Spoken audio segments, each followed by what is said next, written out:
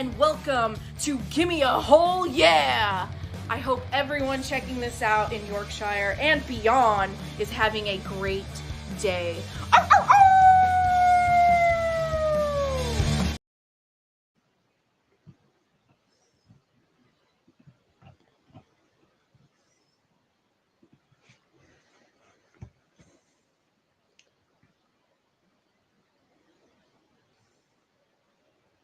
Hello everyone, how are we doing tonight? It's Dan, it's Monday, which means it's me, Monday Night Raw, as always. We've had quite a few bits announced for tonight, which is quite nice. And I'm just literally catching up on the last couple of seconds of SmackDown. But we're having Rhea Ripley kick off Monday Night Raw. We're having Drew McIntyre return after being suspended last week. We're going to have Damian Priest and Gunther meet face-to-face because they are going head-to-head at SummerSlam. We're having Sami Zayn defending his IC title against Ilja Dragunov. That should be a great match. And we're having world champion Damian Priest taking on Braun Strowman. And also Sheamus bringing Fight Night to Bronson Reed. So we've got to be a few bits announced, which is nice. It's very rare we get this many things announced, but I am pleased. I'm quite pleased we have. Oh, well, that's a bit off colour. There we go, that's better. So, who are we adding so far? We've got Mark in, as always, saying that we're getting updates coming for No Mercy and Halloween Havoc. Will take place Sunday, September 1st and October 27th, with the Raw and NXT being in both venues for both shows after the premium live event. That sounds good. That seems like they're going to be getting good use out of the arenas. It's been confirmed that he signed a new deal after the release. Tyson Kidd would actually follow her out of the door if she left. I mean, I think Tyson Kidd sticking by his wife is the thing to do. And I think he's produced some great matches.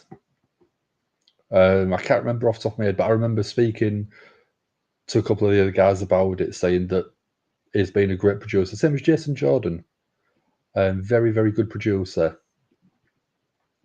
When he said new talent in WWE will be allowed to keep their names if they depart from WWE. I think that's a very smart move, because if, for say, someone in WWE does leave and you search their name, it will still come up with WWE. Wrestling Observer newsletter was saying the same thing. We're likely going to be getting another segment, which is likely to be Eric Rowan's interview. I think Dom's done a video for that for us, discussing that idea earlier on. If WWE come up with a name, you can't keep it, but someone like AJ Styles, Julia, and people who establish their names outside can keep their names. Yeah. And Sami Zayn is going to be taking his one-man stand-up show to comedy to Cleveland for SummerSlam weekend. Yeah. Again, I think they're starting to branch off and let performers do a lot of other things. Undertaker obviously doing his one Dead Man show, which should be good. Ricochet might be allowed to use his name in AEW. I think he should, because he was using... Was he using King Ricochet elsewhere as well? So he's been using that before actually going with WWE. Charlie Dempsey of NXT has been announced for Bloodsport. July 28th, back end of the month. A couple of weeks away. That should be good. Shayna Baszler and the Creed brothers are also doing Bloodsport, which, if you haven't seen, it is such an interesting take on a WWE wrestling match.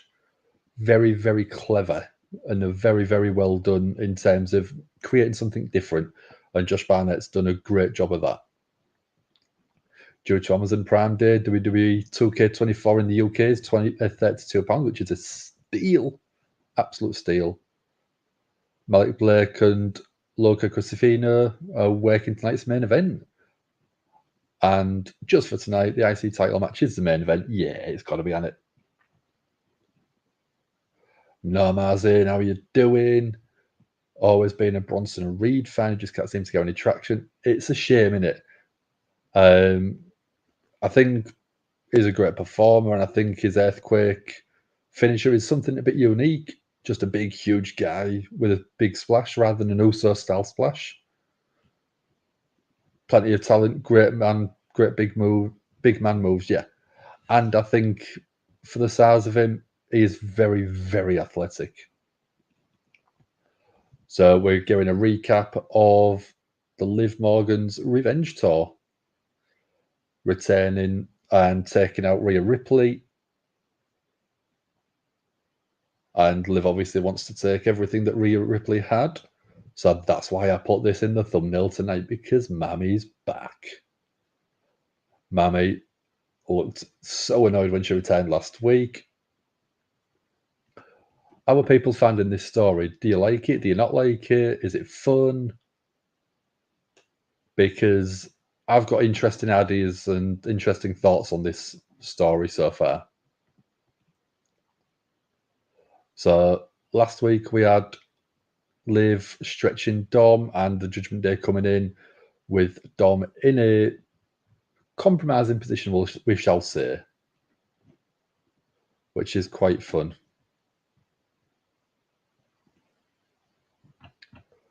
So where is it? What did I say?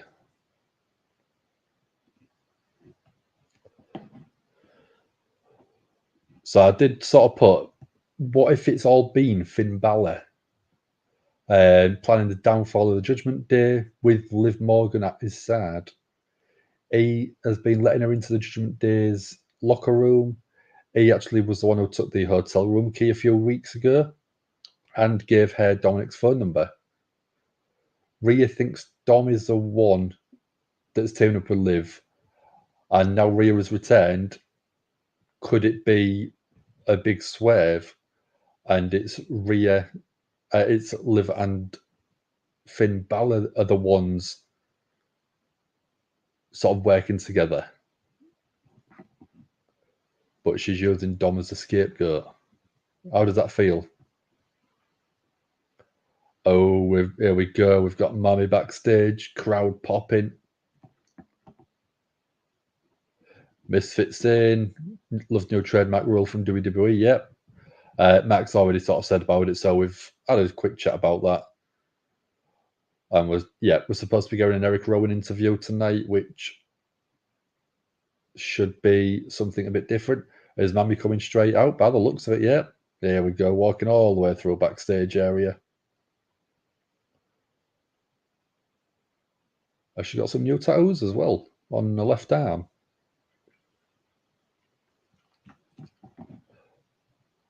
So we've had Sam in. He's liked the Facebook video, which is nice. Thank you very much, Sam. If you're awake, come and join me. There we go. Mami's coming out.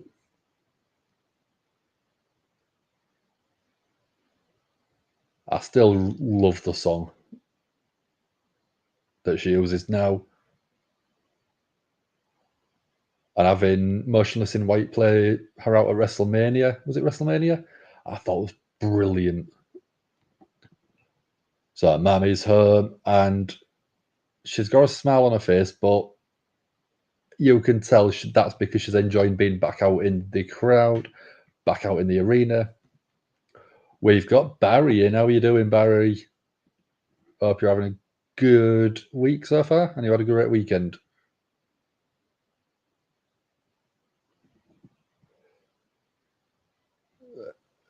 The only applies to new signees and current talent who made the name for the until prior to WWE yet. Like I said, I mean, Max already put it in for us. Cheers, dude. I ain't bad. I'm not bad at all. Big exciting things happening behind the scenes with me, but I'll discuss that at the time. Yeah, I was at work all weekend, working earlier on today, working tomorrow, but yeah, not bad. Not bad at all. Had a great weekend, trip abroad, competition, all good, nice. Where did you go abroad? Anyway, good.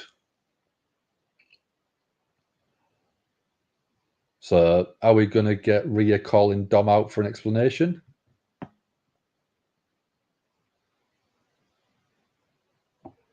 Yeah, if Pete Dunne left WWE, you can use the name Pete Dunne on the Indies, yeah.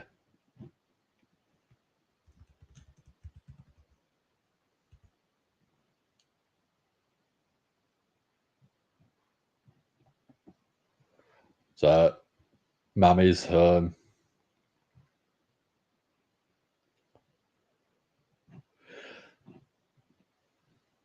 Friends wedding in Latvia, really nice country. Yeah, I've heard a lot of people say it's a beautiful country.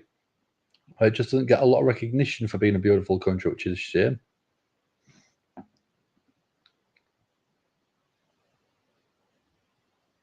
So Rhea's saying it's been 3 months since she's been in the ring.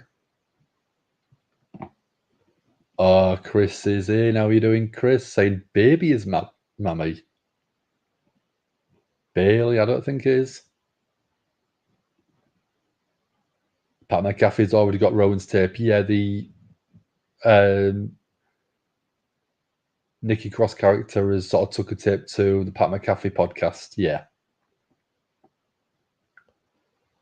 So Rhea's saying that she's going to handle Dom later.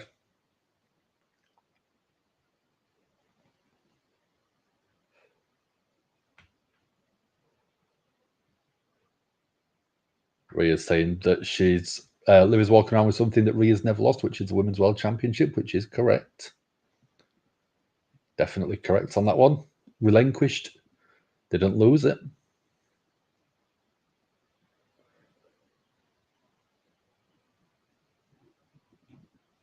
Don't think you're ready for the Rowan tape. I think if it's referencing anything with Bray previously, I think that will be a little bit sort of hard.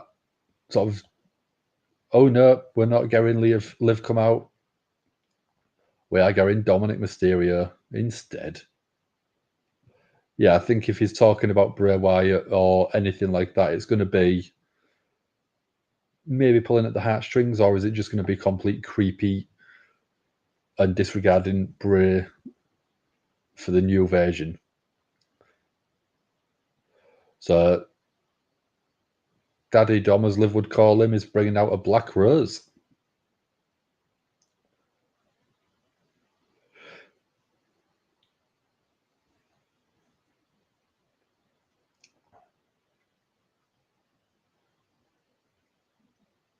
We're getting, I can't tell if it's Uso cut, but I don't know if it's UF'd up chants as well mixed in there.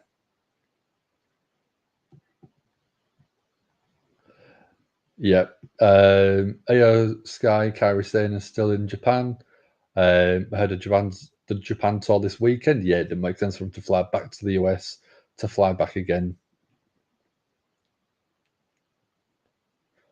Rhea's turned her back on Dom. Oh, Liv is backstage, but on the video wall.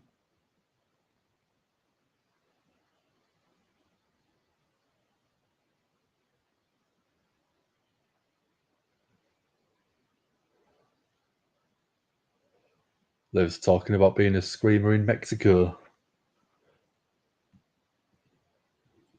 AO Sky managed to have 2 match of the year candidates in 2 different companies. AO can have a match of the year candidates with a broom. Absolutely phenomenal.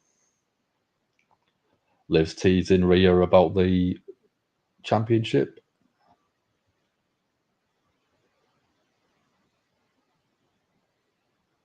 Liv's saying that she meant wanting to take everything that Rhea had, including Dominic. Liv didn't see what she saw in Dom originally. Oh, yeah, Michael, you haven't really missed much. We've had Rhea come out, Dom's come out, and then Liv's appeared on the video wall backstage. So you haven't missed much at all, dude.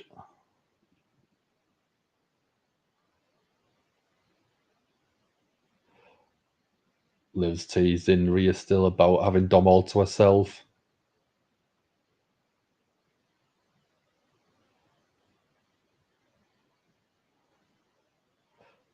Rhea might finally be home, but Liv is now on top.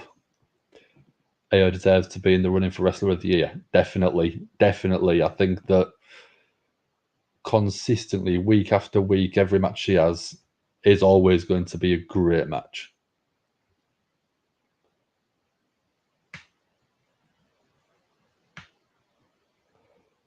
Rhea is saying that Liv is too scared to face Rhea in person.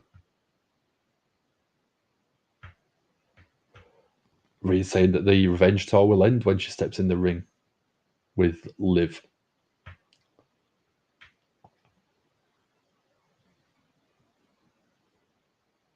Rhea's waited 3 months. She can wait a little bit longer while she sets out this challenge. So let's say what the challenge is. SummerSlam, obviously.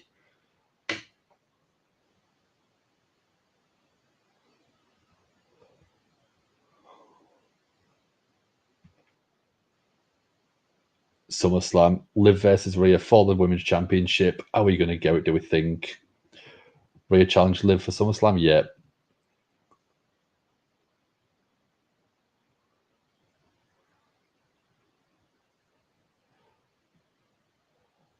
Liv is saying that she already knew about it. She already expected this.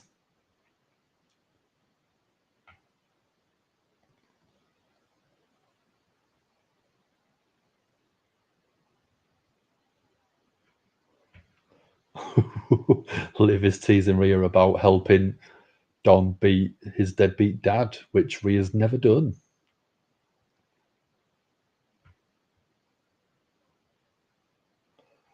Liv blowing a kiss to Dom as well.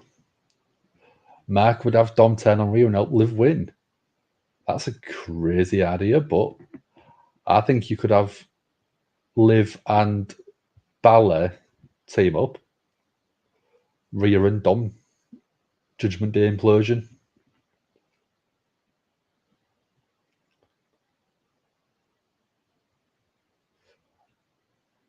Rhea looking straight down the camera.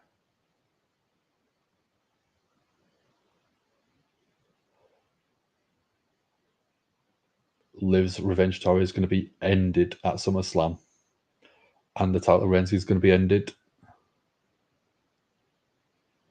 She's going to end Liv's career. Ooh. Very intense. Marigold does no shows this weekend, so Julia will appear on the Japan tour this weekend. Yeah, I think that's a great shout. I think it would make sense. It completes Rhea's face turn, keeps Dom heel. Yeah. I know what you mean. Like, I think that would make more sense. But I think you've got to have Finn Balor included in there somewhere, because obviously there's been the little things like taking the hotel keys and stuff like that.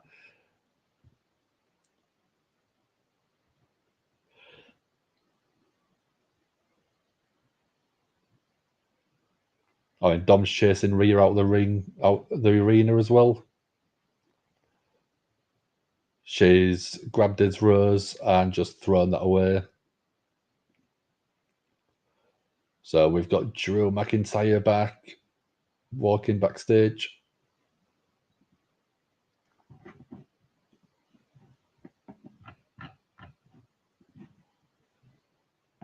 Oh, we've got Gunther, King of the Ring, going up face to face against Damian Priest. And Ilja Dragunov will be challenging Sami Zayn for the Intercontinental Championship later on tonight.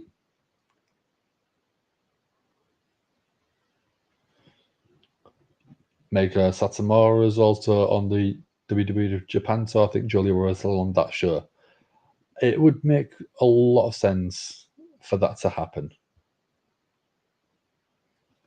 Fight night, we're going Sheamus coming out. It's fight night. Pat McAfee going mad.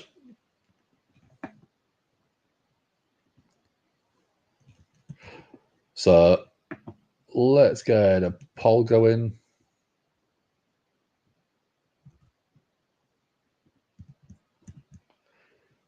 Bronson Reed. Sheamus, Bronson Reed. There you go. And Let's get the banner going.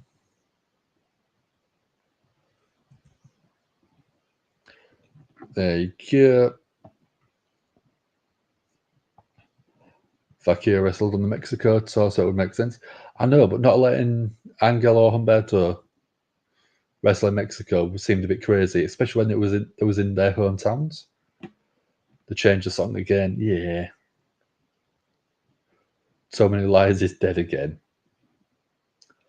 If that's a new thing for new signees going forward, you love it. Yep.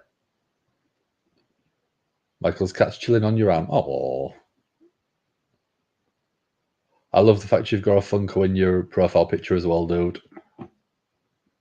I've looked at getting a custom made one, but they're just very expensive for what they are.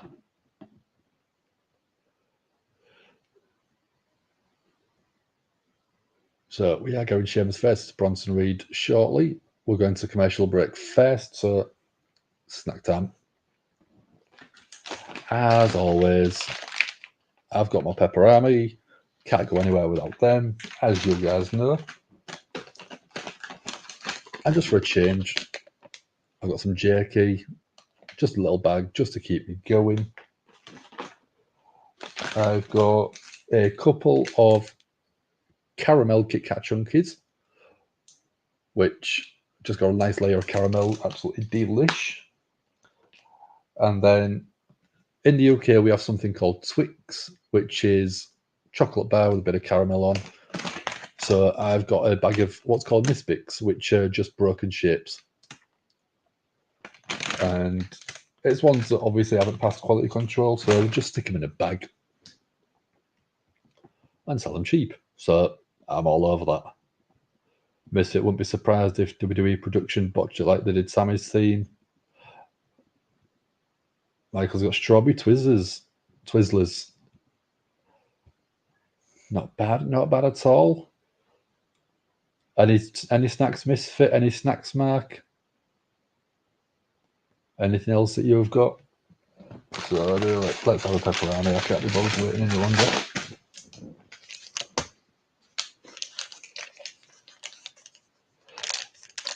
So what's people got planned for the week then? Any exciting things happening?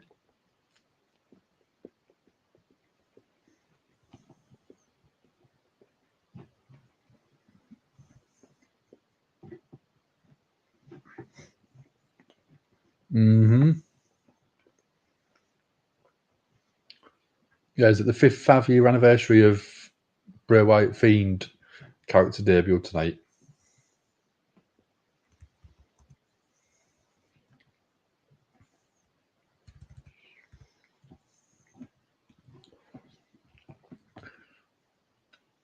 Yeah.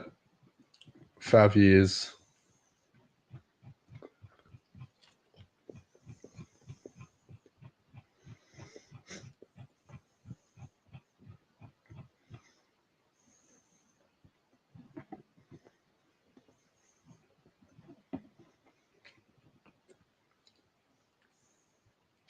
Kathy Kelly has no chill on Twitter. She didn't have to do a dom like that. Let's have a look, see what she's put.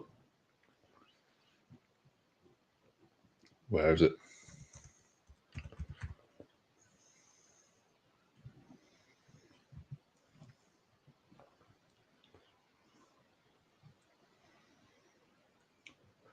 Oh, that's a brilliant t-shirt that she's covering up on Dom. Very clever, very funny. Said X is annoyed with the new song. I mean, why wouldn't you be? It is Yowie Wowie. So we're backstage on Monday Night Raw. Rhea and Dom walking back.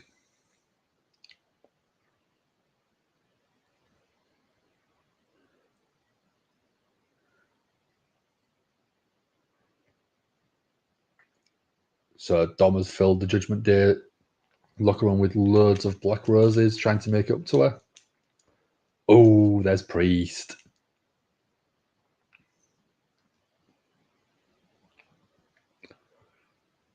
So Rhea throwing the roses out, hitting Priest with them as well.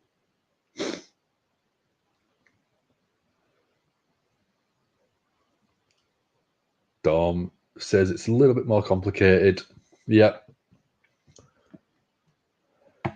Dom did nothing wrong there. I mean, he didn't not do anything wrong. That's a difference. It's about time she gets her timing right with that post. She posts it every other day.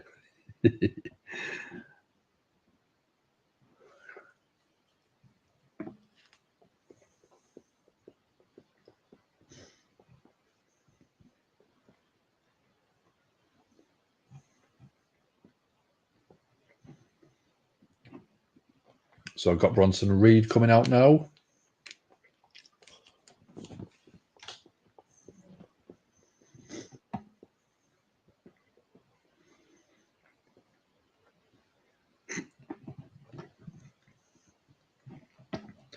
What are you guys thinking then? Is it going to be Bronson Reed? Is it going to be Sheamus winning the match? You can get your votes in on the YouTube poll.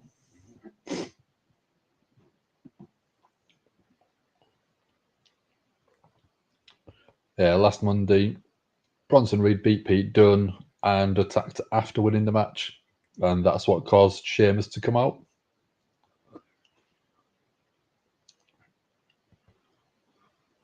So the Brawling Brutes obviously haven't been a team for a while, but Pete Dunne shoved Sheamus off.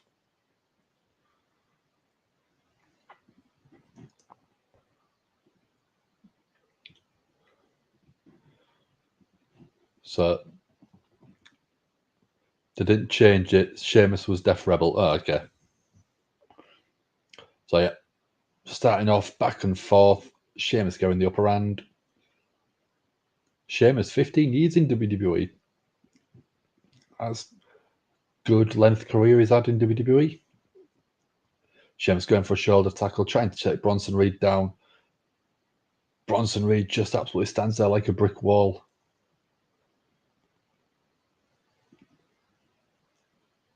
What's Bronson Reed going to look for? Snapmare takedown. Off the ropes. Big guy. Just basically cannonballing Sheamus.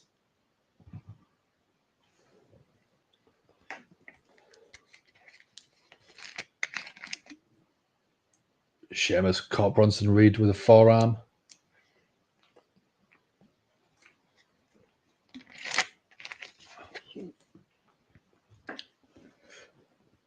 Sheamus trying to pick Bronson Reed up.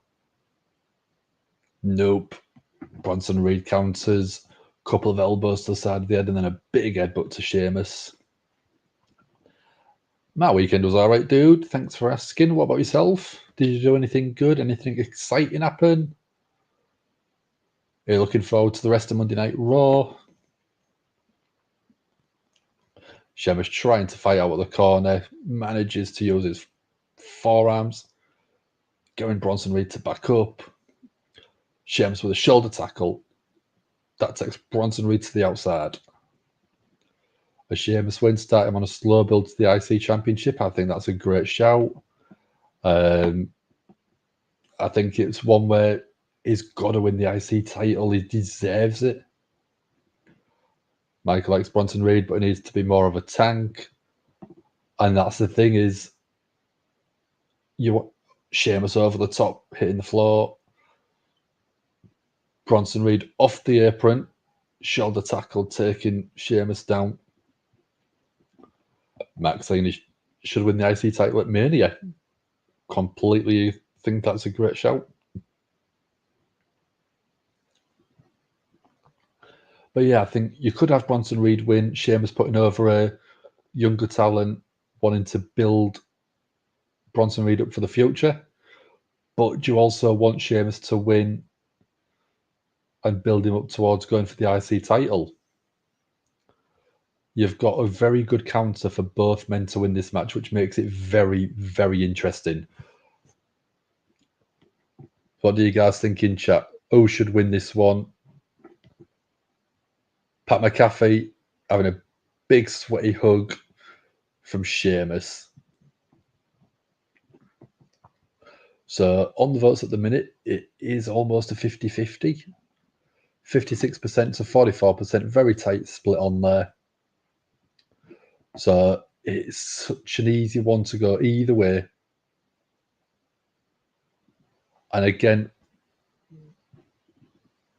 Bronson has years to go. Sheamus is on a potential last run. Yeah, but if you're losing to people like Sheamus now, is that not dropping your credibility down? And it's going to be harder to rebuild. Sheamus could possibly afford to take a loss here, put Bronson Reed over, and then Bronson Reed has got that push by beating a legend. I mean, I don't think it's wrong to say Sheamus is a legend of his career now.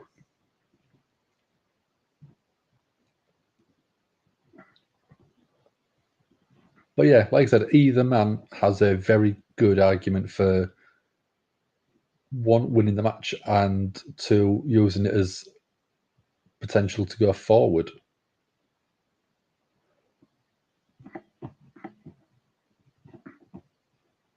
Bronson can be rebuilt. Yeah, I completely agree. It's Bronson Reed has got a lot of time to be rebuilt if needed. Don't think Bronson's really been built at all anyway, so another loss won't make much difference. I think he's had a lot of good matches, and I think he's won a good percentage of them.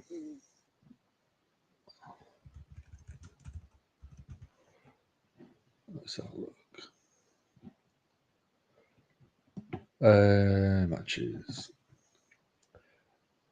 Yeah, I mean, on Monday Night Raw, he won his previous one. He lost the match before that, but then he beat Otis. He beat Akira Tozawa. He beat Chad Gable. Oh no, that was a no contest. But he lost the IC title match to Sami Zayn. He lost a Fatal 4-Way contendership. No contest against Sami Zayn. He beat Sami Zayn back in March. So it's been a very sort of up and down for Bronson Reed, but I think it could be easy to rebuild him. It's coming home. It was, and it got stumbled on the last block, didn't it? They get involved with the IC title match later. Yeah, like I said, he's been feuding with Sami Zayn a little bit early on in the year. So I don't know if it would be easy to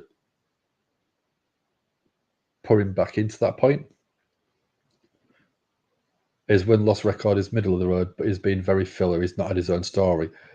I agree. I think he's one where if he did get a story and get his teeth stuck in, I think it would be a lot easier to give him that credibility. Are we going live for TNA Slammiversary? I honestly don't know.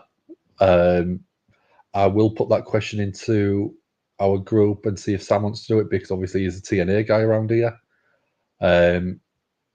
Dom could potentially do it, but again, it would be one where I would ask that question for you.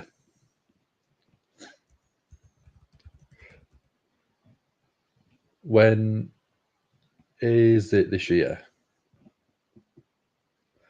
Oh, so it's this weekend. Like I said, I'll put the question in and I'll ask for you. Sheamus taking Bronson Reed down with a short arm clothesline.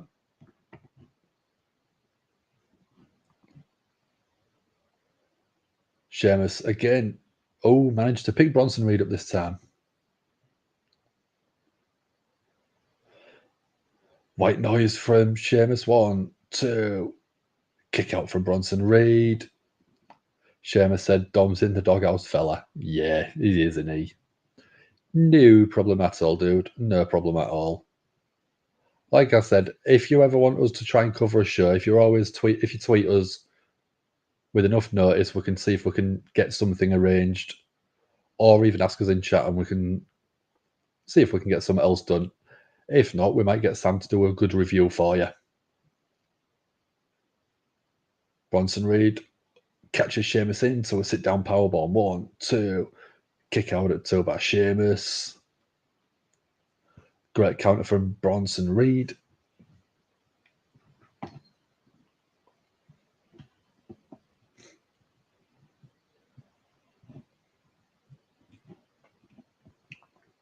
So Sheamus looks like he's in a bit of a drop zone.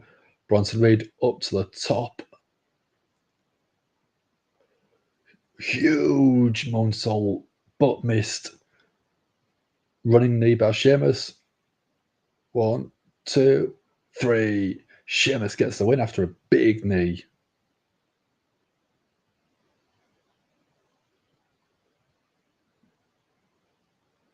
Could this be the start of an Intercontinental Title run?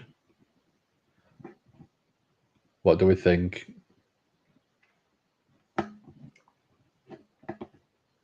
Great win for Sheamus. Bronson Reed making his way back to his feet.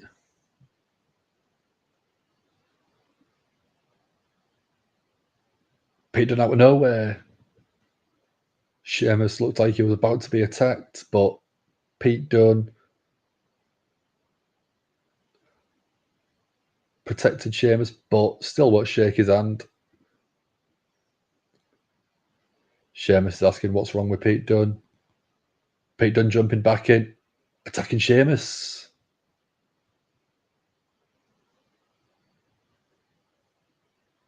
Pete Dunne attacking Sheamus from behind after saving Sheamus from Bronson Reed.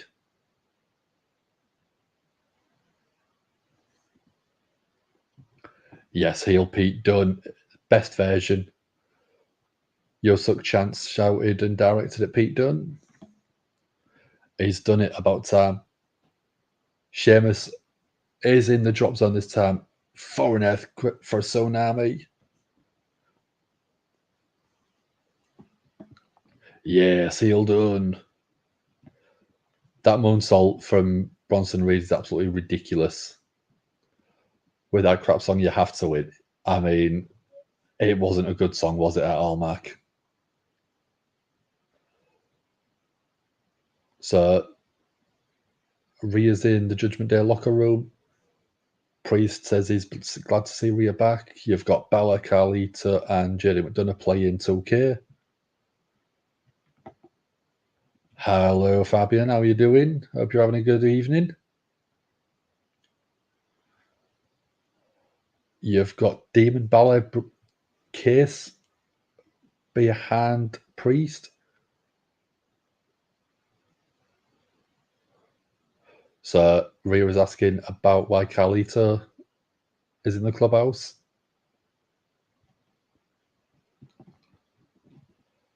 When Bate comes back, what the hell do you do with him? I mean, it's supposedly going to be quite a while, so I think you can bring him straight back to Pete Dunne.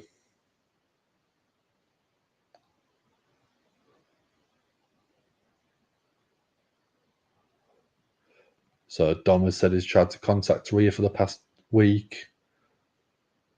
Rhea retorts with, what about the last 3 months? Carlito, straight to the point. She's angry, huh? Nice, simple, funny. We're going a Mark Henry promo. Is he still not signed with AEW? I thought he was still signed with AEW.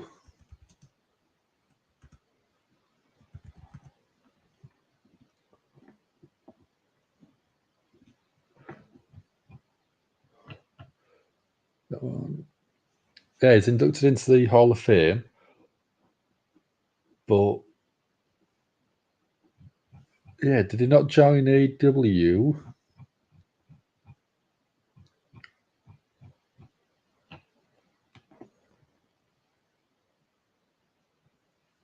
Okay, so I'm just double checking the Wikipedia page for him. 28th of May was when he left, so it might have been re-signed. Yeah. Okay, thank you very much. No free agent, it's Legend shirt, deal expired. Yeah, okay. If I'd have waited a few seconds, you'd have let me know anyway, I know. But yeah, as always, I appreciate you guys helping me out. We was on a commercial break, so I thought, why not? Let's have a look. What do people think to the Scott Hall t-shirt? Scott Hall, the bad guy. It was out of one of my wrestling crates. I think I opened that one on stream. I'm pretty sure I opened this one on one of the streams a while back. You can always go check the unboxings I do for Pro Wrestling Tees and the Pro Wrestling Crate. And I've already brought it up for wrestlers' birthdays. So today, if you're in the US, it is still the 15th of July. So you've got the Boogeyman, you've got Jesse the Body Ventura, and you've got the man who's got kids, Heath Slater. It's his birthday today at the minute. And then if you're in the UK, like myself and Mark, you have got Excalibur, AW commentary team, and you've got Bobby Lashley celebrating his birthday as well. So happy birthday to everyone.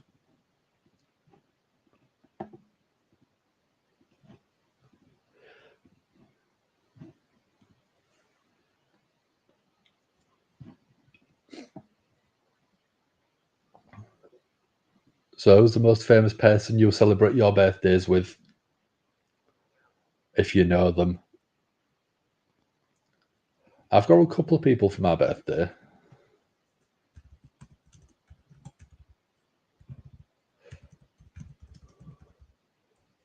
I'm going to bring them all up again because there is quite a few.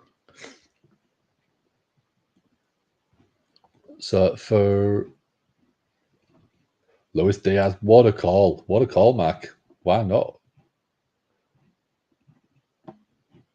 I mean, I have got Jeff Goldblum. I've got Spike Jones. I've got Christopher Lloyd. From the UK, probably more well known, I've got the singer Shaggy.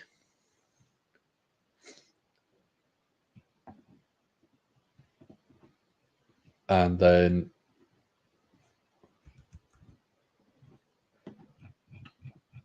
if I go down, I have also got Taya Valkyrie. I've also got Bad News Brown and D'Lo Brown. So I've got a couple of big wrestler birthdays for my day too. NXT Halloween Havoc, October 27th. Yeah, that's going to be a great show. The Halloween Havoc shows have always been campy fun, I would say. Max older than Louis Diaz by 3 years. I'm just having a look, see if there's anyone else that I would recognise on famous birthdays for myself.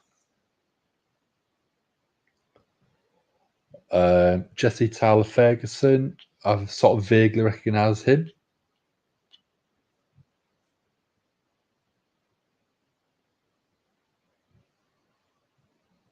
I can't see anyone else.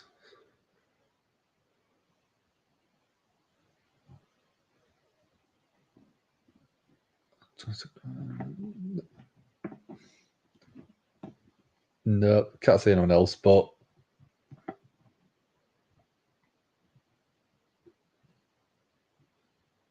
yeah, the day after my birthday, you've got Carmella, and October 20th was Scott Hall's birthday. What's the point in Carlito being heel? He's just a guy there doing the odd comment, no heel stuff, just the odd trying to be funny shtick. Yeah. Not really much happening. So Ilja Dragunov is thankful for the opportunity against Sami Zayn. So Sami Zayn asked Adam Pearce to wrestle Dragonov for the title. We've got GWF in, how you doing? We've had Mamiis return. Dom came out, but didn't really get much of a explanation about why he's been hanging out with Liv. Liv cutting a promo from backstage. And then we've had Bronson Reed versus Sheamus in a quick match. Quite good. Not blowing the world away, but Sheamus ends up winning. And then we've got, at the minute, Sami Zayn and Ilja Dragunov cutting a promo backstage. them two are going up against each other for the Intercontinental Championship later on. I forgot about Pete Dunne heel turn. Yeah. So Ilja Dragunov has been told to bring his absolute best.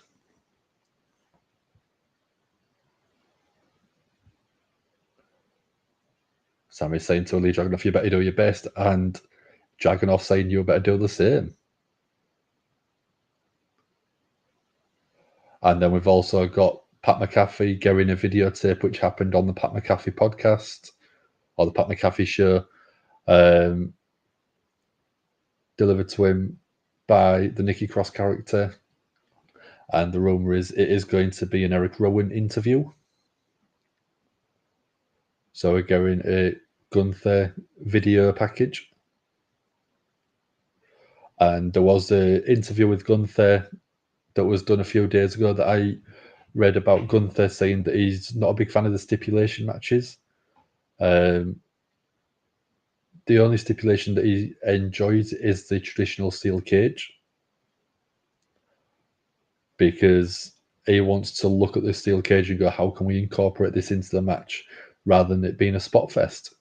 And having that sort of attitude, I think it's very nice to have a traditional style rather than what's the craziest spot I can do in the match. So I think that we might see Gunther in a steel cage at some point. I don't know how soon it will be, but I would like to see that.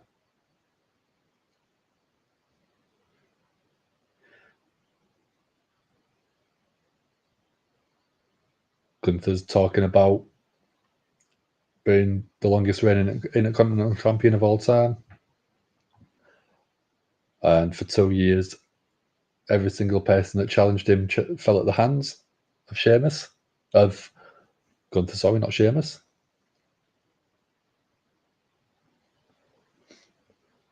So Gunther returned after losing the IC title to take a new prize, which was the King of the Ring. It was taken by Gunther with ease.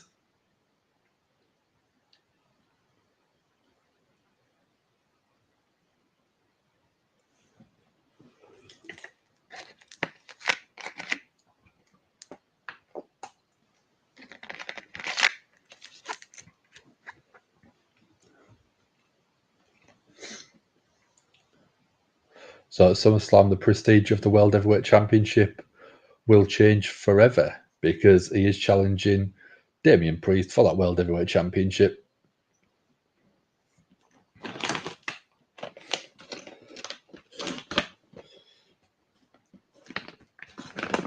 So that is probably the match I'm most excited for so far.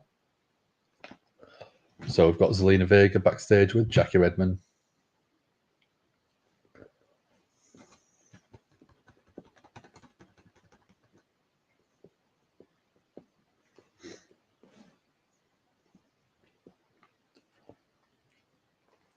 So Zelina Vega has been asked about how she feels about her possibility on the Women's Championship.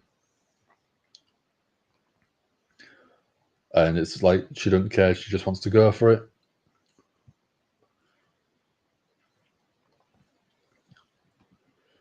Oh, we've got the new trio, Sonya Deville, Shayna Baszler, and Zoe Stark.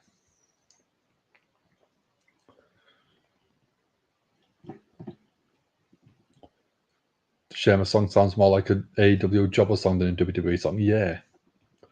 Wanted the bit to be that Priest is trying to explain why Khaled is in JD, and now keeps getting interrupted. Oh, we've got the LWO music. Oh, we're getting come out. Oh, it is Zelina Vega.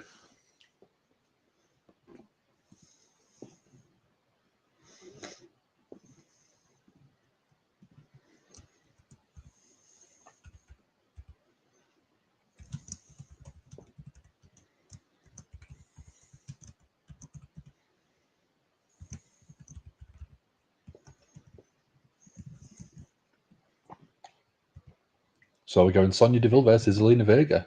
There you go. Get your votes in.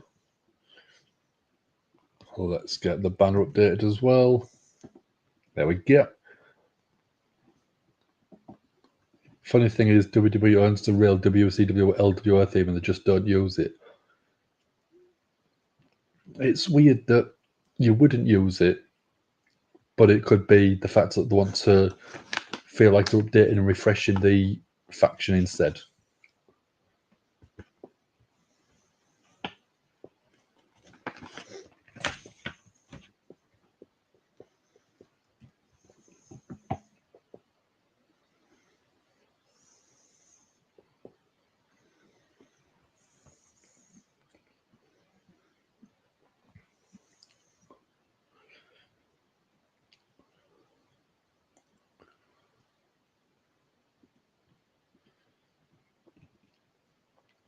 Or it's just Death Rebel is lazy. I think it could be. I think Death Rebel have done some good themes, but I think that they need a new producer of theme songs that's going to reinvigorate and energize the entrance music for a lot of performers.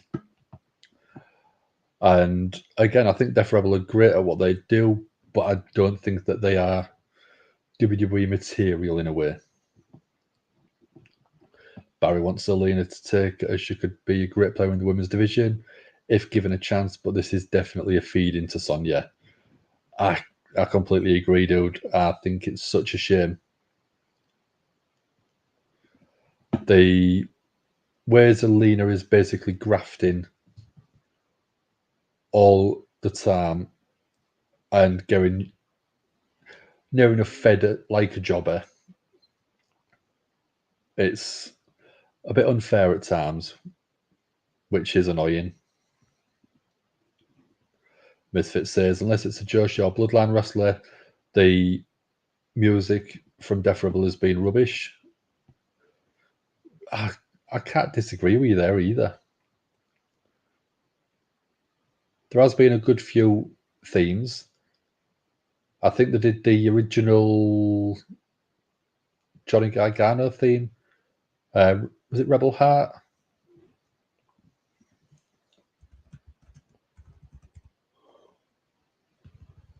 Rebel Heart.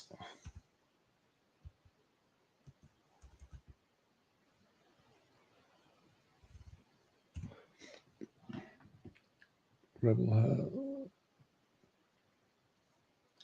Oh, no, it was CFOs, wasn't it? CFOs, yeah. CFOs did Rebel Heart. But yeah, I think that was a great song. It was hype. It was energetic, and I think that's what you want.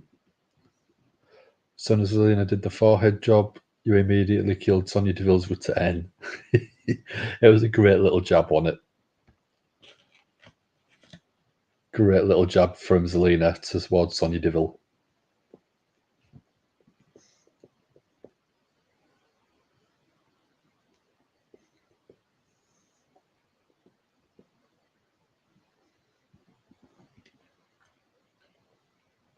If they botch Julia's team, Joshi fans will come for Death Rebel's head.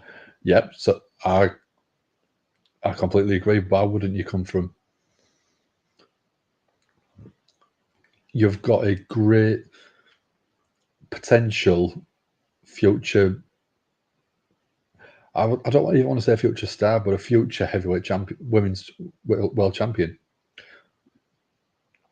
Because she's that good, she's probably going to be someone like Jade Cargill, I think. Jade Cargill's obviously had a lot more mainstream promotion from AEW.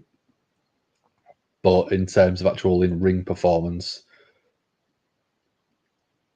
Julia, I think, is probably, if not in the top 10 wrestlers at the minute. I think she should be an absolute monster when she actually fully shows up. Roma, she owns her current theme, which she might do. If she does, I don't know if WWE would want her to use it. They might want to obviously own the music that becomes synonymous with her. Imagine if they did it to take Raw Austin. Yeah. Jolie will be a future WrestleMania main eventer. Yeah. Like I said, this is the level of wrestler that we think about. So we're going a quick recap of last Monday when Sonya Deville joined forces with Shayna Baszler and Zoe Stark to attack Io Sky and the rest of Damage Control.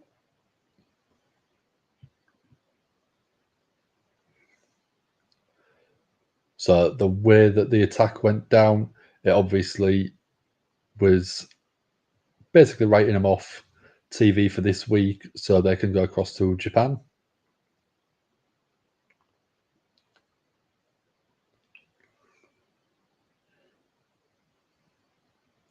So first time in 11 months we're going Sonya Deville in a match.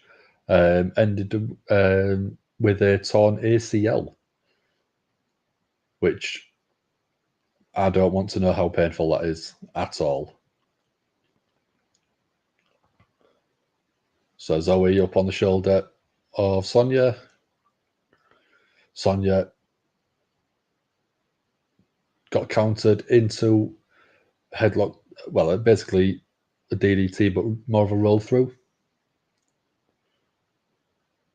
Zelina Vega hits a 619 to Sonya Deville. Shayna Baszler getting involved.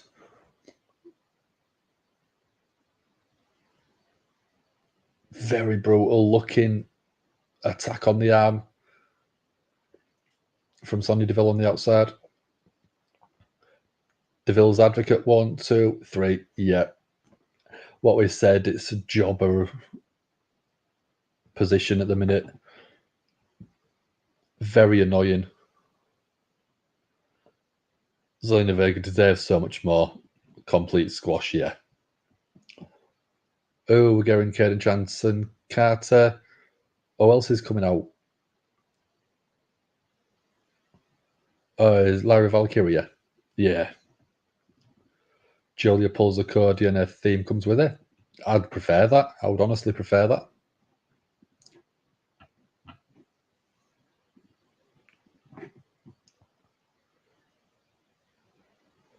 And we've got Priest backstage with his title.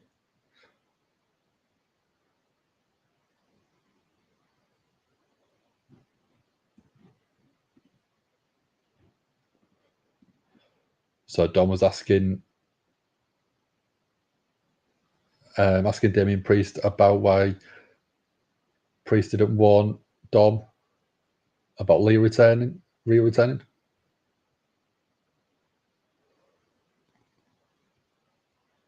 Oh, we've got Jey Uso backstage asking if Rhea is single because Jay's ready to holler.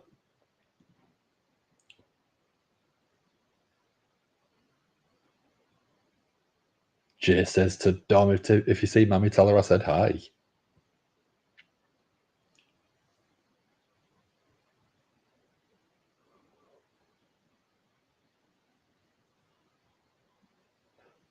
Priest is taunting Dom, getting him to go for Jey Uso. Very clever from Priest. Up next, we're going the face-to-face, the Ring General / Mr. Money and Mr. King of the Ring, Gunther against Damian Priest. On the old regime, Corbin's next gimmick would have been Chef Corbin if they saw his socials. He is a very talented chef by the sound of it.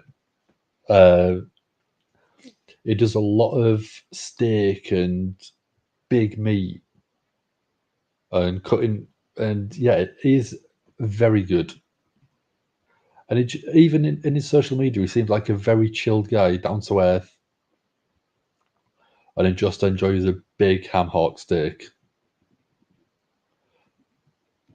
It's funny how most of the stuff he cooks he can't eat. Yeah.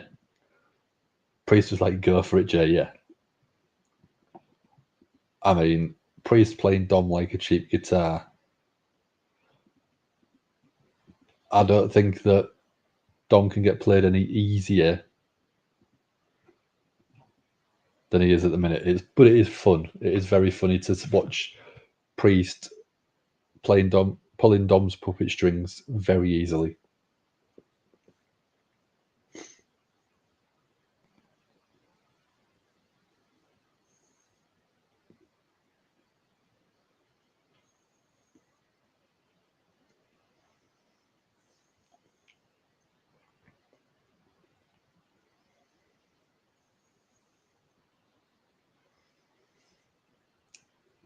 So, Norma, what do you think should happen? Do you reckon Liv and Dom should stay a thing because they're technically the thing at the minute, or should Dom go back to Rhea? Or what do you think we should see?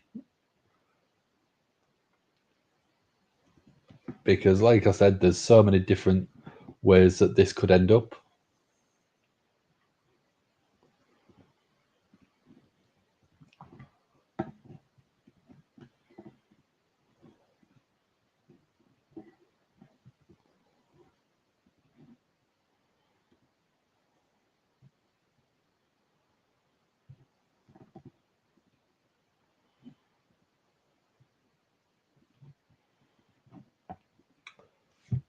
So we're still on a commercial break at the minute.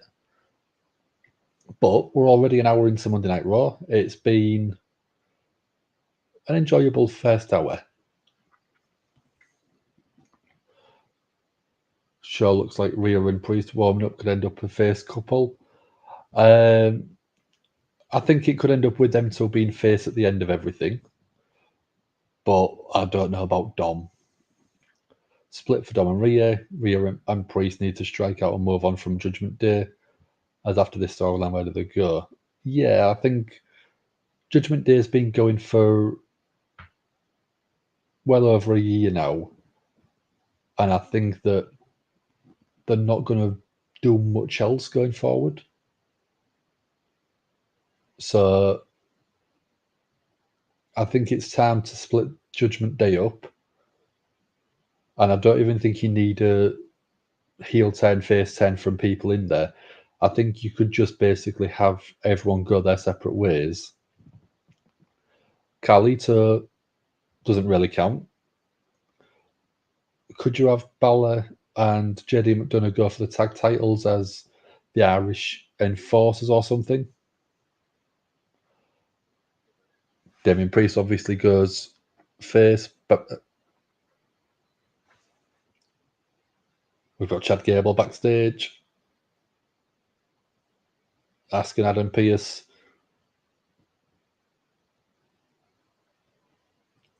Chad Gable thinks that Uncle Howdy is Bo Dallas. Chad Gable wants to know what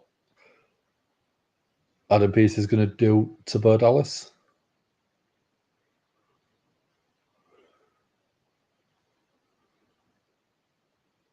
Uncle Bo Dallas is here tonight. Balor bringing back the Demon as well before long. I hope so.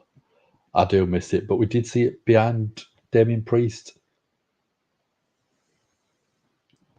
Interesting. There was no bit celebration, Judgment Day celebration with Bella, JD, and everyone celebrating a return. The end is near. Yeah, that should be interesting. Having Bo Dallas on Monday Night Raw, and we're obviously going to get the videotape. I think that was delivered to Pat McAfee earlier on.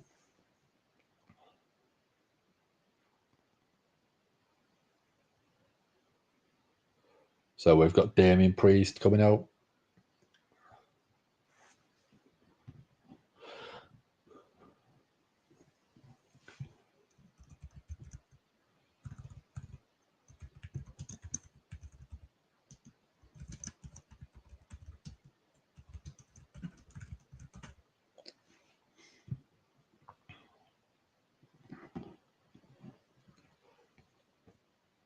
Do we think that Priest is going to drop the title to Gunther at SummerSlam? Or do we reckon that could be extended until Bash at Berlin? And Gunther wins at Bash at Berlin, or do we reckon he's going into Bash at Berlin as the champion? Bo's there. Nice knowing you, Chad. Yep. I think that I don't even think Bo Dallas is going to do anything to Chad Gable. I think it's just going to be psychological torture for Chad Gable. I think it's going to be teased that he's going to get attacked, but nothing actually happens.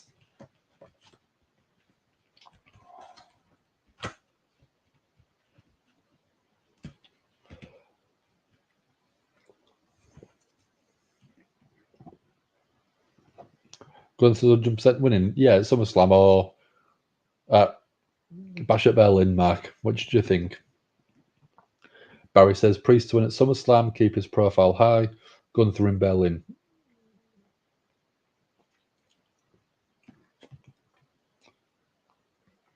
I think either way you do it, there is pros and cons to both.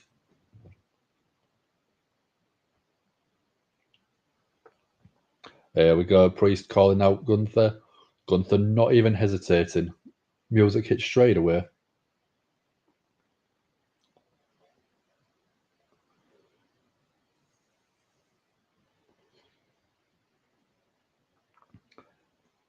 I did see a photo a couple of days ago of Gunther when he was in the Indies as Walter and Damian Priest when he was Punishment Martinez.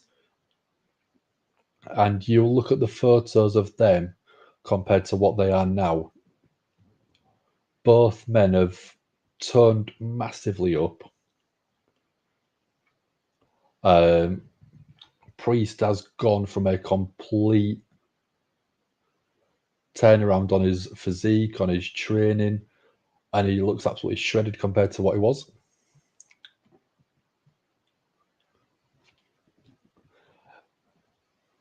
Gunther's already had his yearly loss.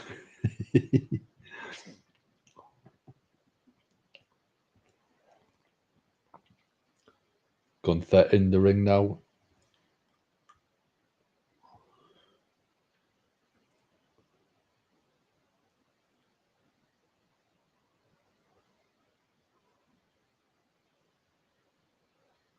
Gunther just introducing Damian Priest. I'm just saying the World Heavyweight Champion.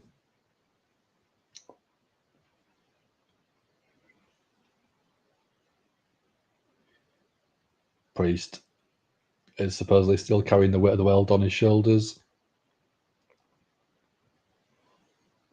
Still living out your childhood dream as being World Heavyweight Champion.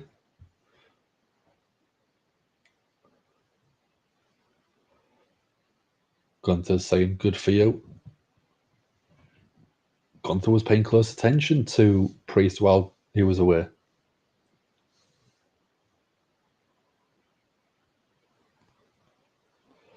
Oh, Gunther saying that Priest isn't living up to his title.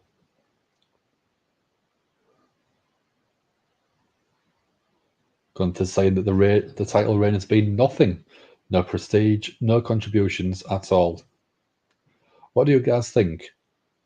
Do you think that Priest's title reign has been boring? Do you think it's been entertaining? Do you think it's been lackluster? Because I think that's the best word to describe it.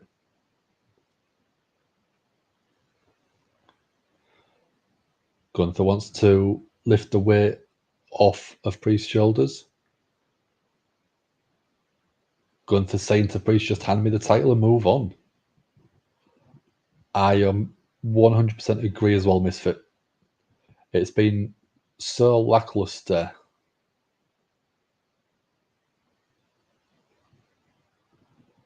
Yeah, it's true what Mark said about having a yearly loss. It's stupid they haven't mentioned on screen that Priest should have lost the title yet.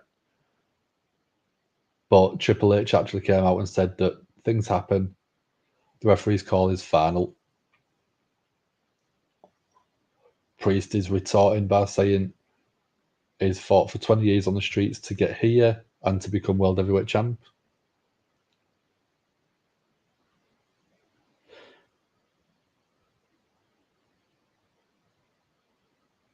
Priest is saying that if Gunther's here just for a paycheck, we don't need you here. Priest is saying that he earned the title.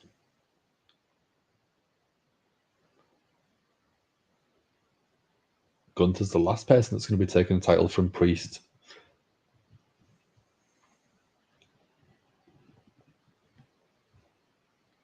Gunther, Barry's agreeing with Gunther for the most part. It's elevated Priest into main event scene, which is where he needs to be.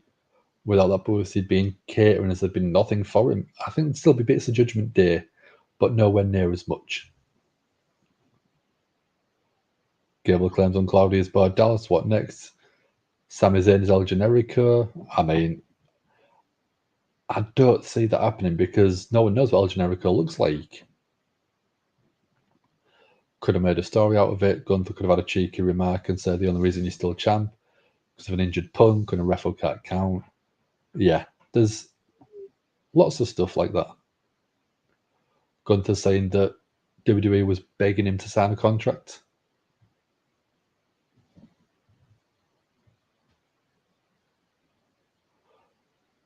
Gunther saying that the WWE wanted him to stop people like Priest getting World Heavyweight Champion.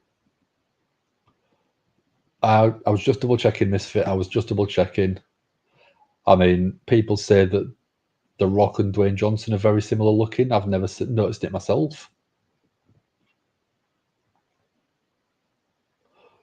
Gunther wants to protect the prestige of the sport and the prestige of the World Heavyweight Championship.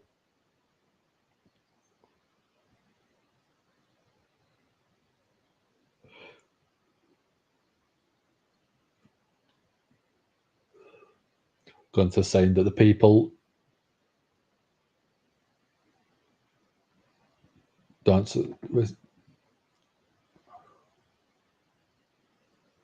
Oh, Gunther's just calling Priest street trash. We saw Burnout in the same room. We saw Elias and Ezekiel in the same room. Gunther's hitting this out the park, isn't he?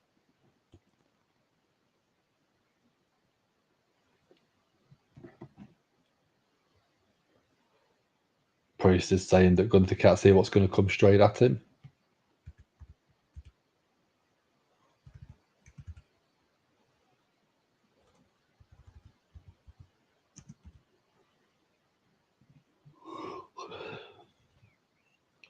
Priest is saying that Gunther hasn't had to fight. He doesn't have a heart.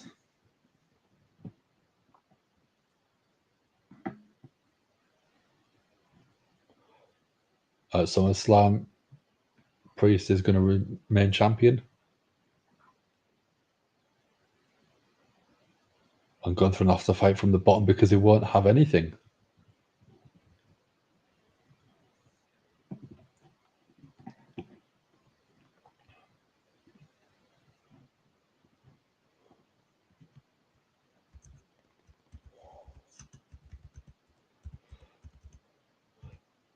Oh, Priest is calling Gunther a scumbag.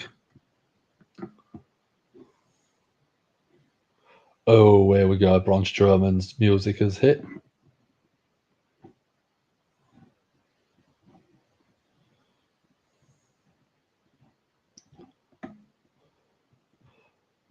Gunther going full Cena and burying Priest on screen. Yeah. Better light a fire under Priest. We're getting Braun Strowman. Oh, is he going up against? I thought he was going up against someone. I can't remember.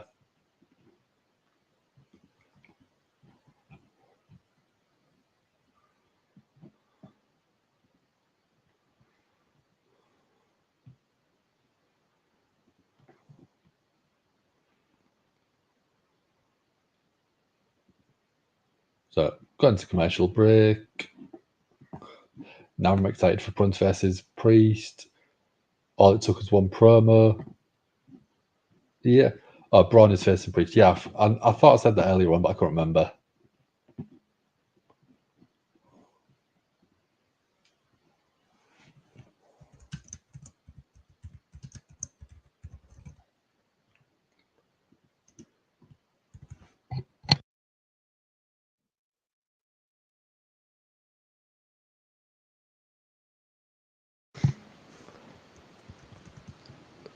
So, Priest versus Strowman.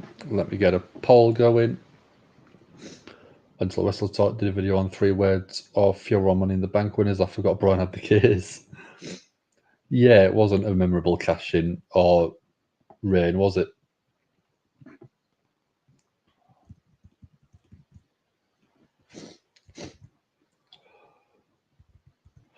Damian Priest versus Braun Strowman. There you go. You can get your votes in.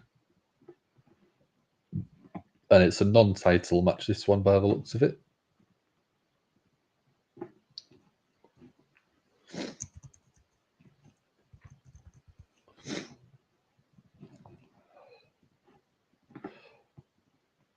So, I mean, I presume that Priest will be winning this one. To obviously make him still look strong going up into SummerSlam.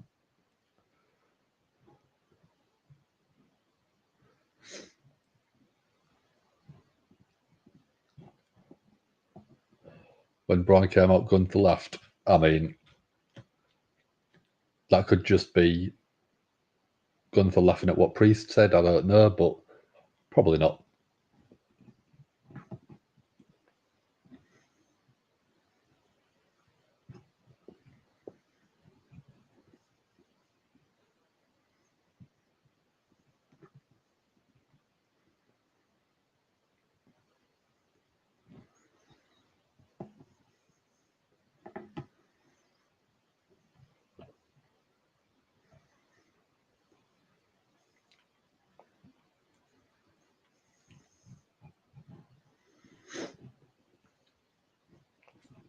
Hurt Priest and Gunther deliver in the ring?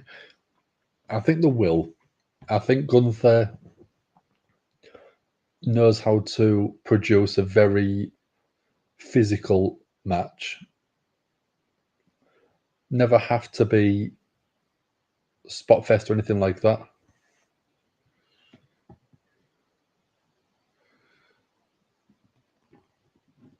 As soon as the music hit, Priest was pissed, Gunther laughed. Oh, okay.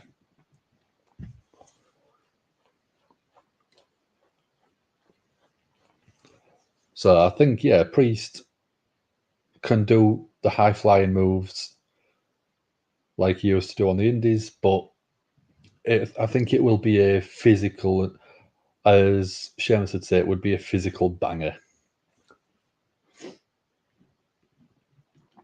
Love how WWE's bringing up online criticisms in promos for feuds. Yeah. Video came out as Lena's in the back with a doctor and a ref holding her arm. After the attack by Shayna, I'm not surprised. Not surprised at all.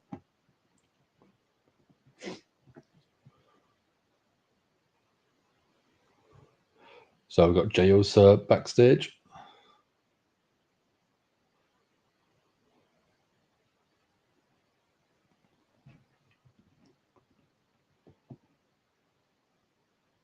Jey Uso versus Dom Mysterio sounds official. Here we go. Bronson, Reed. Michael's going to get going to bed. Not a problem, dude. Thanks for joining. Hope you have a good week. And get some sleep, dude. Take it easy. Have a good one.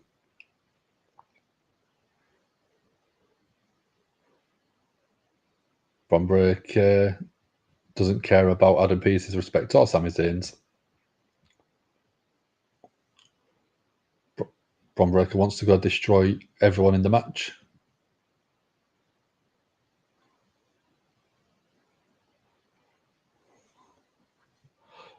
Bron Breakker is going to get security. Bron Breakker's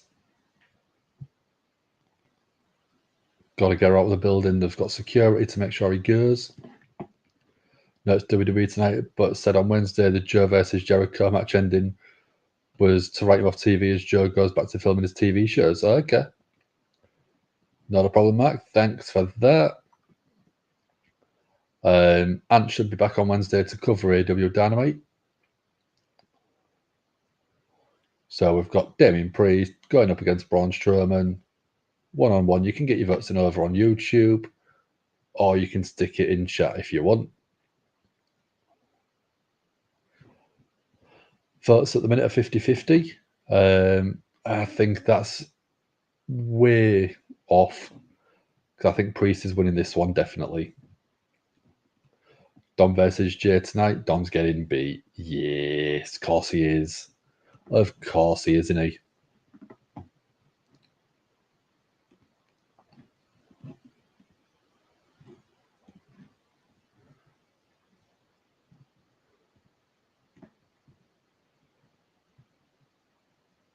Priest is hammering her away. Went for a whip. Braun Strowman just stopped that, shook his head. Priest with a big kick.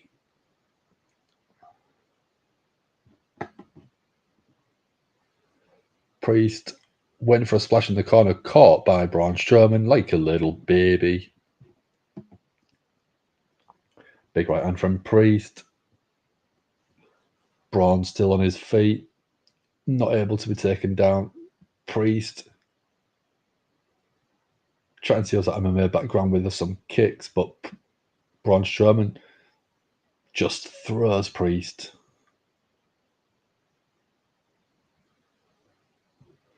Pierce, stop trying to get official over. It's not working. No. Strowman whips Priest into the corner and then shoulder tackle, takes Priest down. Clothesline takes Priest to the outside.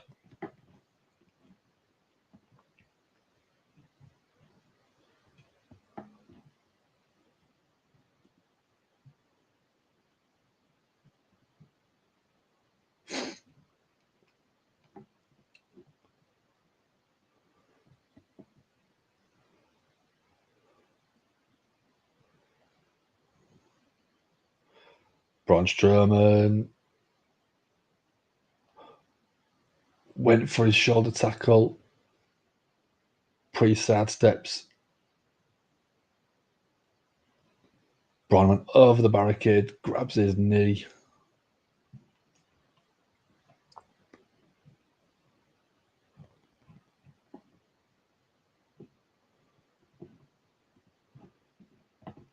Wow, was Zelina Vega being shown putting Vaseline on her face earlier? I think it's... I don't know. It was weird as she was... Because the camera cut to her and I don't know if she was expecting it or not.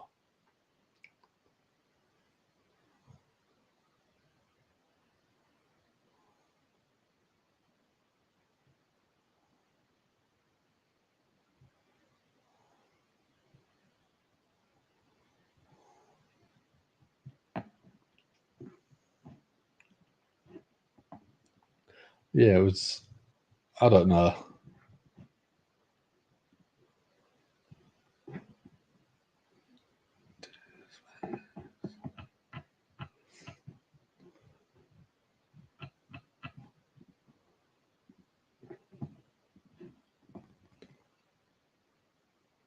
So, matches that we think we've got confirmed for SummerSlam. We know we have Gunther versus Damian Priest, Bayley versus Nia Jax. We've had Liv Morgan and Rhea Ripley pretty much confirmed. For the Intercontinental title, what do we think is going to happen with that one?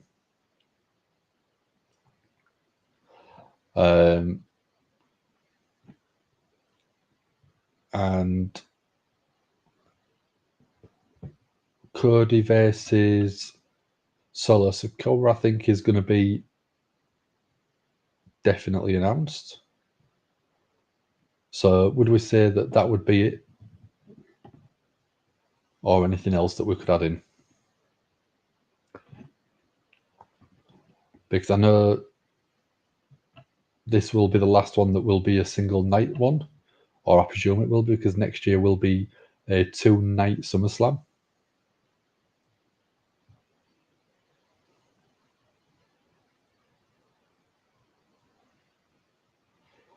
So yeah, what tag titles? We haven't got any of them announced for the SummerSlam card. Intercontinental title is not announced, and the US title is not announced. But I think that will change, especially with it being from Cleveland. which is where Logan Paul is from. Logan Paul versus LA Knight, I think, is probably going to be the match that they're going to do.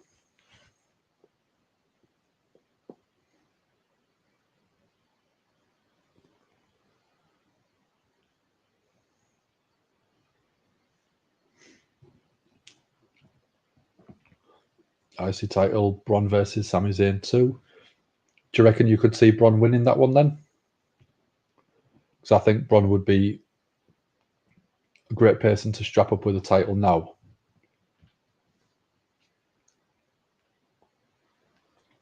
So Braun Strowman still selling that knee injury after going over the barricade.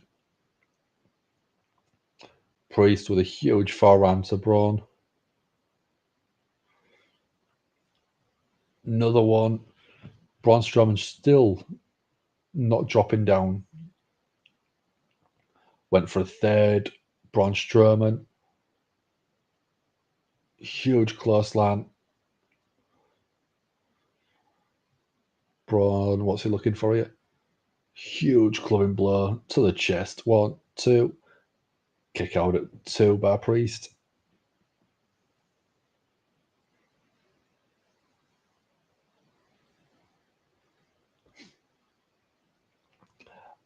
Either Braun Strowman is brilliant at selling this, or there is possibly a legitimate tweak or an injury.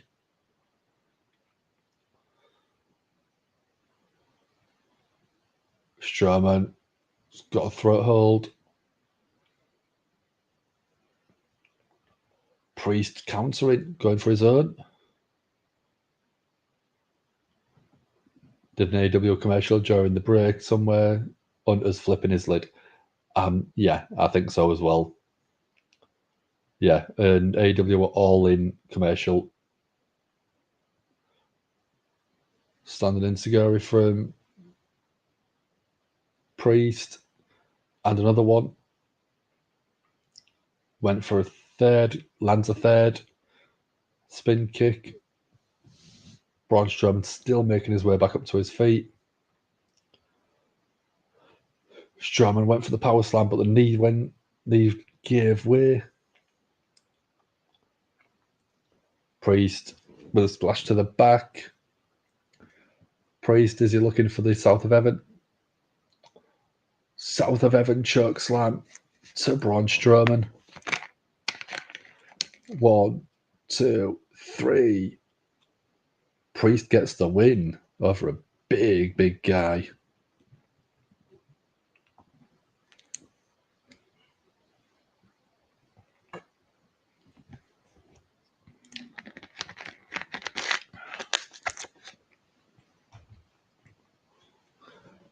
Huge win there for Priest.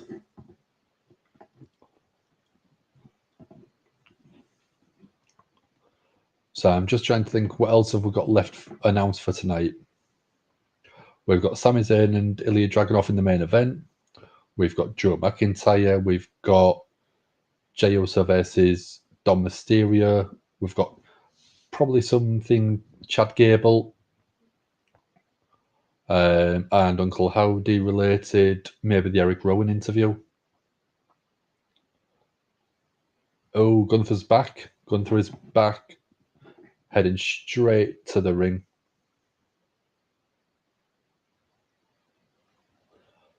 Priest is saying to Gunther, show me you've got some balls.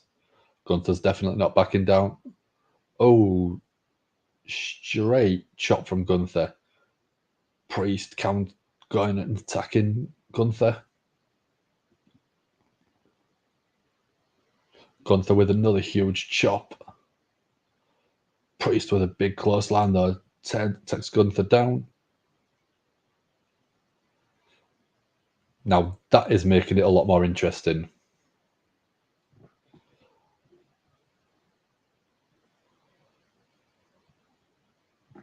I know Misfit said that it took one promo to get you excited, but having this as a follow-up, I think makes it just as good.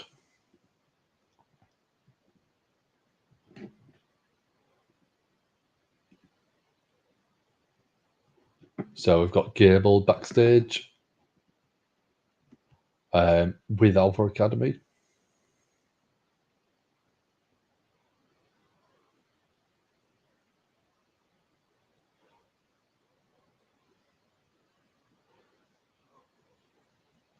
Cable is telling Alpha Academy that Bo Dallas is Uncle Howdy.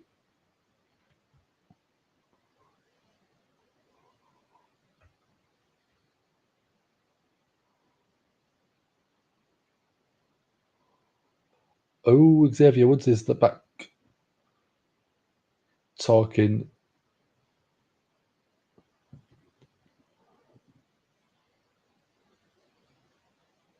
Wonder what excuse WWE will use if Nicolás is still in France on Friday. I've got no idea.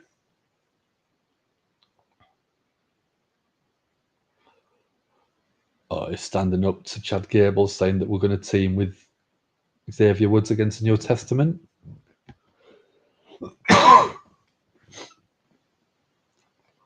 So next week we're getting Otis, Akira Tozawa, and Xavier Woods going up against the Final Testament.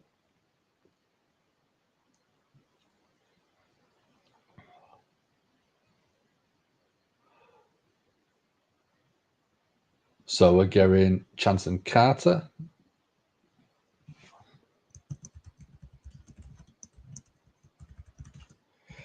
They're going up against Shayna Baszler and Zoe Stark.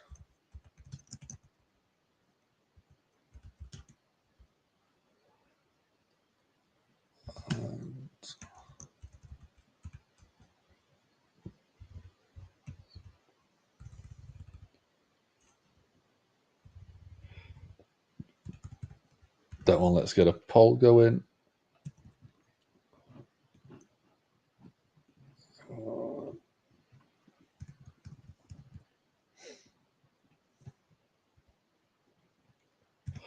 So, Caden Carter, Katana Chance to going up against Shayna Baszler and Zoe Stark. There you go. You can get your votes in on the YouTube side now.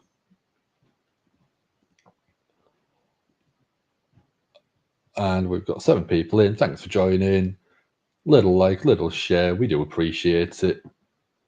I know you all know that. So, again, going to a commercial break. So, it's a bit of chocolate time, I think.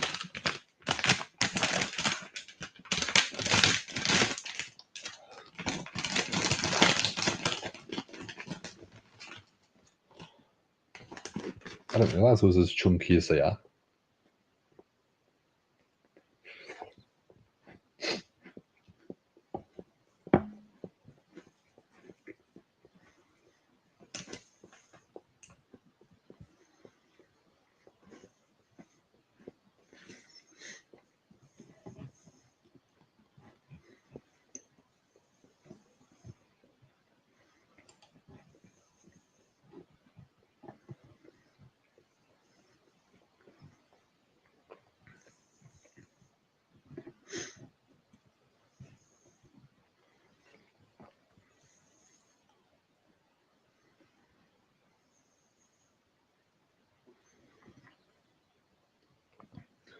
What have we got planned for the rest of the week, guys?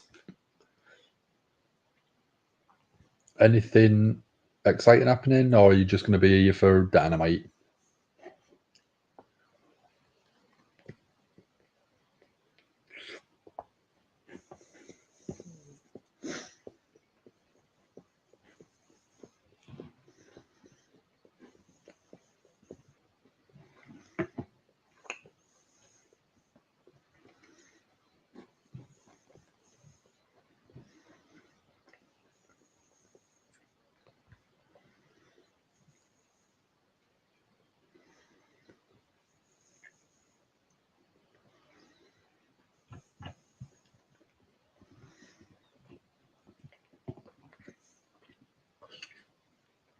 So we're on a commercial break, and again, this is something that I hope when it moves across to Netflix, we don't see anywhere near as much of.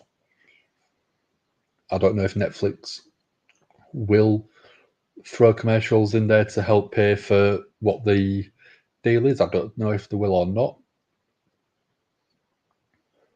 But What do you think? Do we think we'll see commercials on the Netflix in January?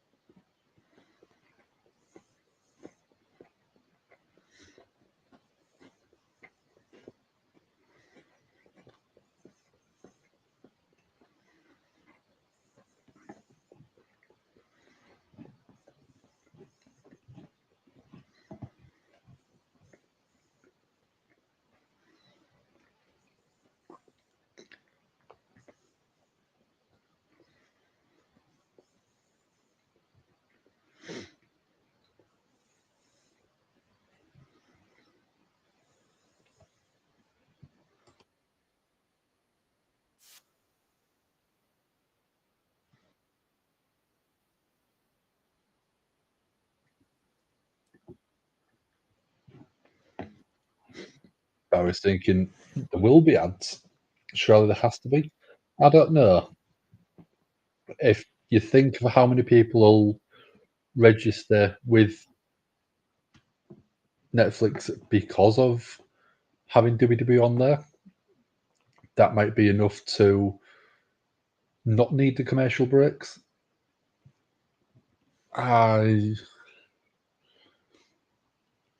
I would obviously prefer it not to have adverts, but obviously WWE might have some things that they want to help promote.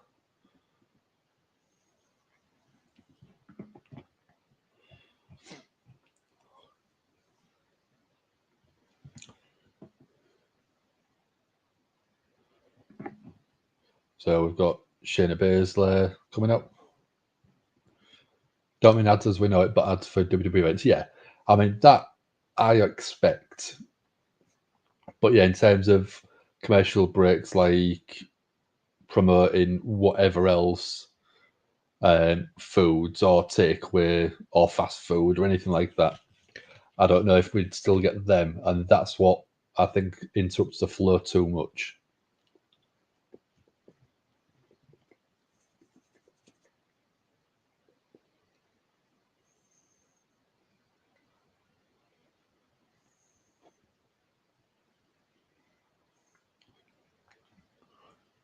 So Sonya Deville had the very quick squash match earlier on against Zelina Vega.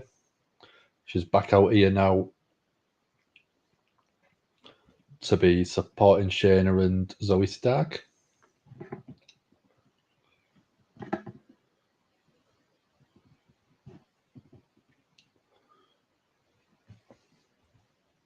So I've got Carter and Shayna Baszler starting off. Shayna's just very vicious. And again, this is where the blood sport makes so much sense for someone like Shayna Baszler. With that MMA background, she was fantastic.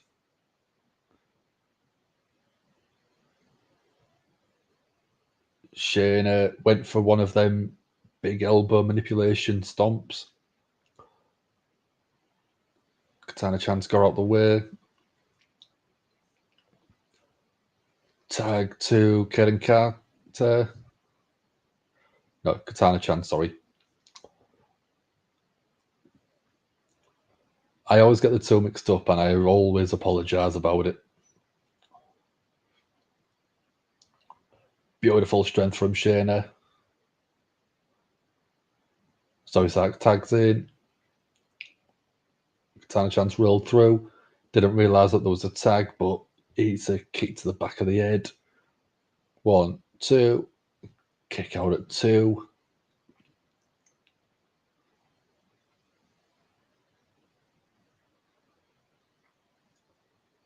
Zoe with a neck crank submission type. And we're going to promo for Twisters as well. Yeah, so stuff like this I can understand. But in terms of full commercial advert breaks, I don't know if we'll see them. Chance went for a tornado DDT or head scissors. but Zoe Stark counters using that strength.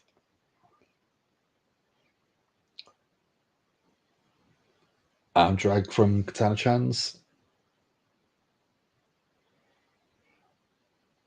Zoe Stark went to toss Chance out, but Carter tossed her back into the ring. Zoe Stark, just beautiful strength. Chance with a counter. In comes Carter tagging. Oh, beautiful. Chance and Carter working together with a monkey flip tossing Chance into the corner. Zoe thrown to the outside. In comes Shayna. She's sent to the outside as well. What we're going to get here. Dynamo. Huge kickstand. From the apron all the way to the outside.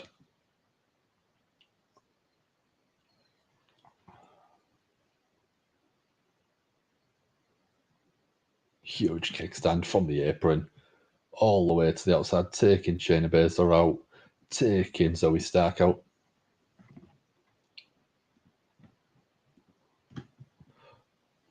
What do we think? This one, it's 66% going to Shayna Baszler and Zoe Stark. 33% think it's going to be Chance and Carter.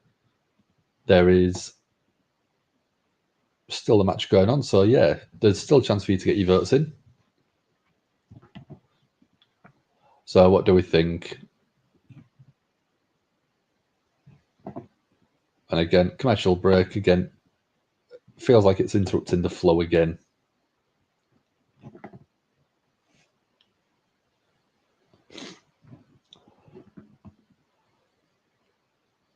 So what's everyone's favourite tag team in WWE at the minute? Let me know what your favourite tag team is, whether it is a men's team, whether it is one of the women's teams, or whether... Actually, tell you what, throw a tag team together, or would you like to see a team together instead?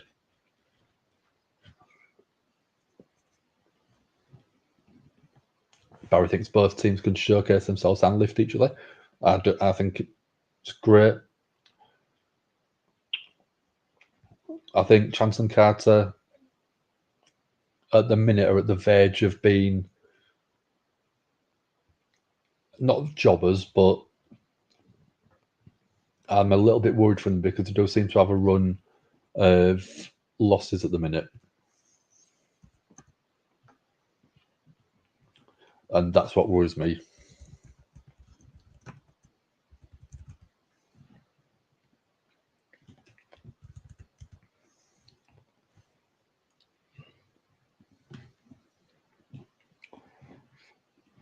But Barry does like Caden and Carter. Yeah, I think, again, they've got a good style. They've got a couple of unique moves together. They are good fun. The music's quite fun. So they've got a lot going for them.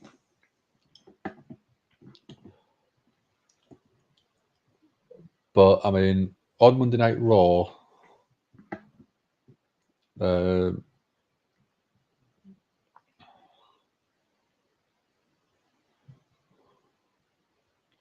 they've only won one of their last 10 matches on Monday Night Raw. That's the problem, I think.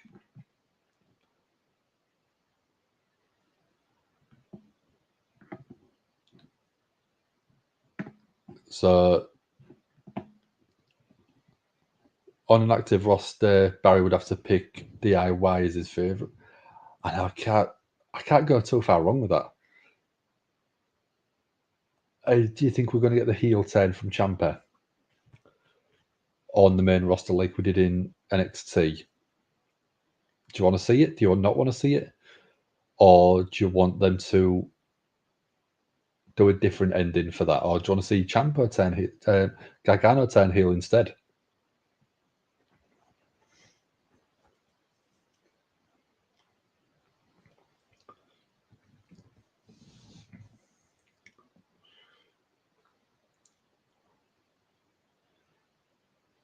So we've got Shayna Baszler tagging to Zoe Stark.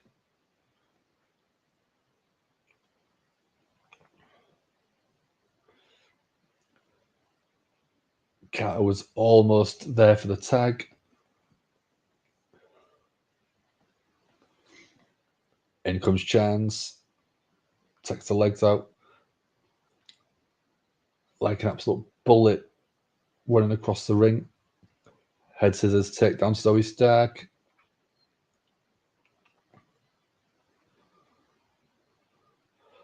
Zoe Stark trying to get some separation. But Chance into the corner. Huge flipping leg drop. So Barry doesn't want to see DIY split up. Can't top the last rivalry. I don't think you can, but obviously with it being done in NXT with Triple H, I think that you could get away with doing something else. In comes Shayna, running knee in the corner, going for a pin. 1, 2, kick out at 2.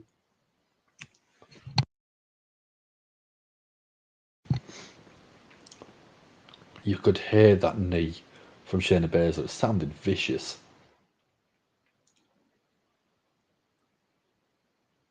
Shayna Baszler looking for the armbar. Chance counters, rolls through, stomps to the face, gets that separation. Huge moonsault into knees like a Meteora. In comes Carter. Beautiful team again. Brilliant teamwork. 1, 2. Kick out.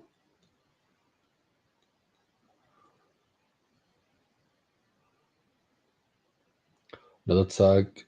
Carter looks like she's going up to the top, but Sonya Deville on the apron. Larry Valkyria taking Sonya off the apron, but eats a boot from Zoe Stark. Puppet watch. What do you mean, Mark? Are we seeing puppets somewhere? Chance jackknife. 1, 2. Kick out at 2 from Shayna. Tags to Zoe. Beautiful. Zoe Stark with a huge missile drop kick off the top.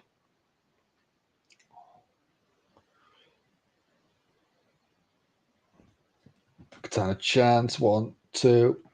Eats the 3 count.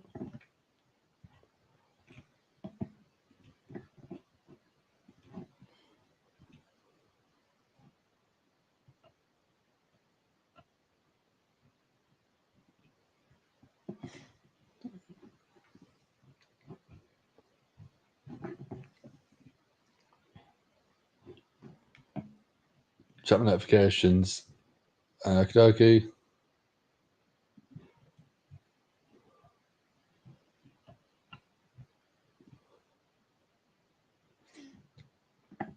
So Jey Uso is winding Dominic up, tagging him in photos with him and Mamiis. And then I've been sent another photo from Mark.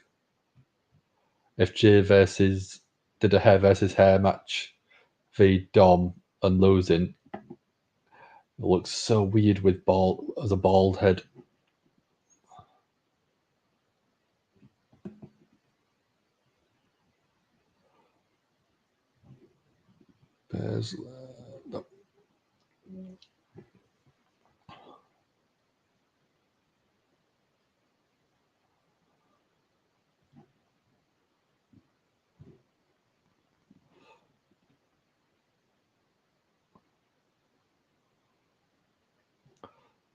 Tagged me in it. Oh, okay.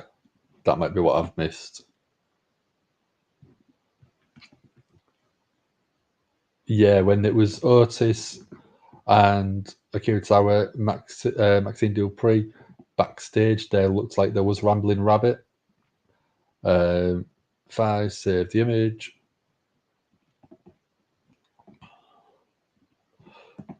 So let me share screen.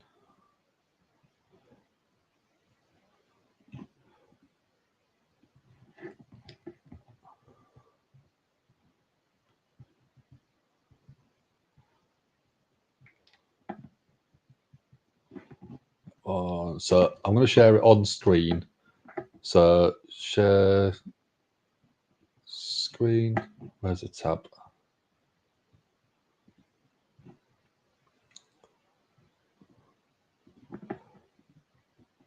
So that one, I'll add that one in a second so I can show everyone. So we've got Rhea backstage with JD and with Finn Balor.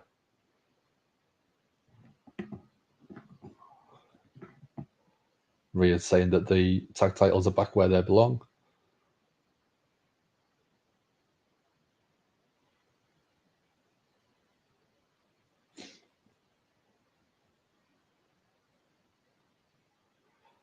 Dom is trying to recover himself, picking a fight with Jey Uso.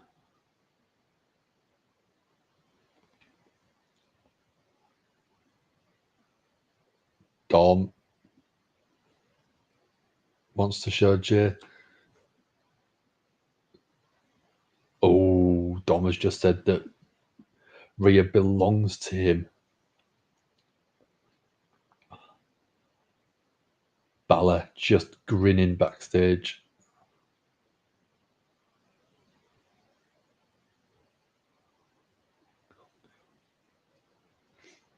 Drew's backstage.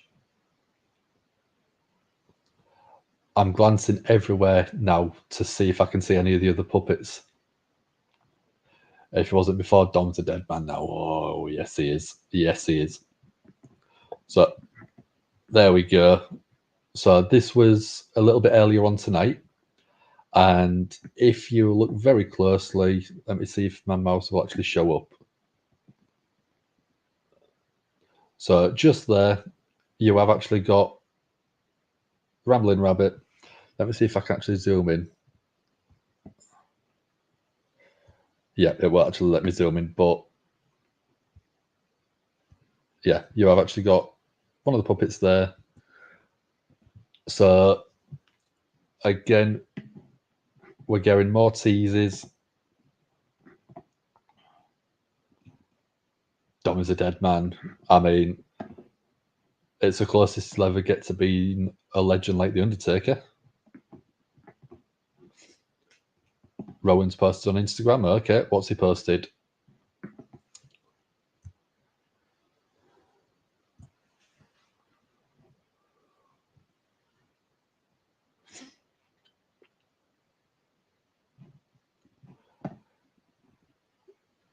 So again, we're at commercial break. Dom might actually die. I mean, it wouldn't be the best thing for him, best thing to happen to him, but it would be completely crazy if he just got absolutely demolished.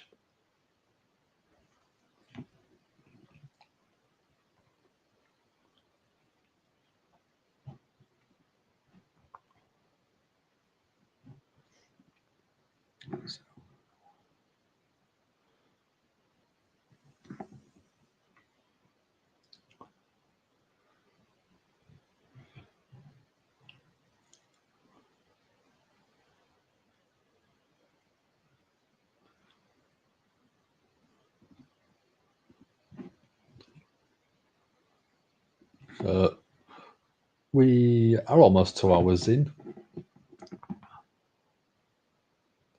What do we think of the show so far?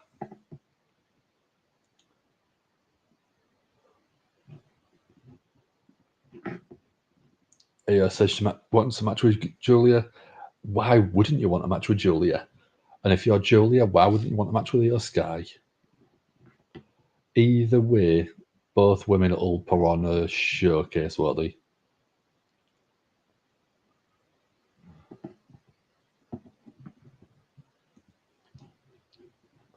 Rowan's just posted his goat mask.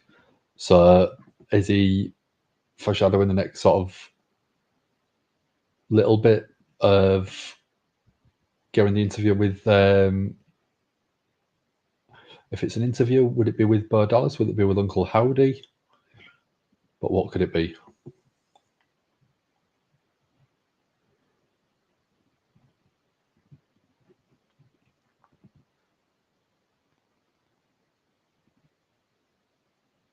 because I think out of everyone, I think the one that we should be holding back is obviously Joe Gacy. People obviously know him from NXT, but in terms of main roster, I don't think many people know him or know of him.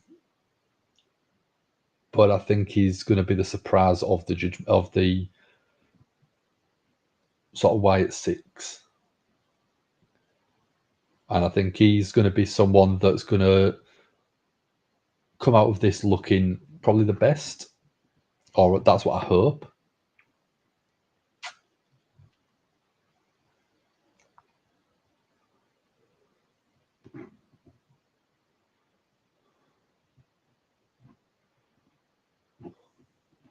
Don't know how much time she has. I'm waiting for a match across the ocean, so I hope we can compete with each other in a friendly competition here to Tokyo spots. Yep. There we go. I think we're going to get Drew McIntyre. Yeah. Adam Pearce calling out Drew McIntyre.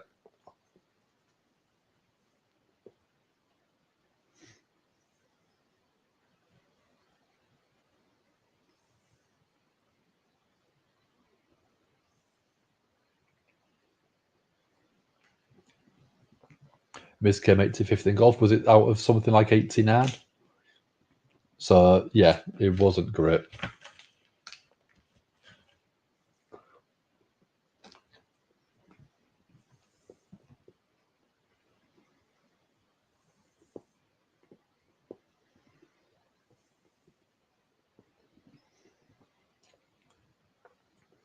So, Joe McIntyre's walking down with a huge grin on his face.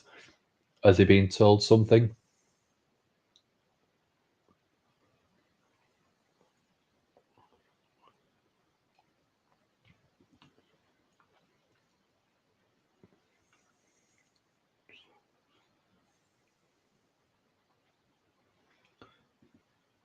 Yeah. Do we think that Drew has got some news that's giving him that smile as he was walking to the ring? SmackDown's viewers last week was 2.3 million. 18 to 49 demo was 0.7. Brilliant numbers. We've got CM Punk chants.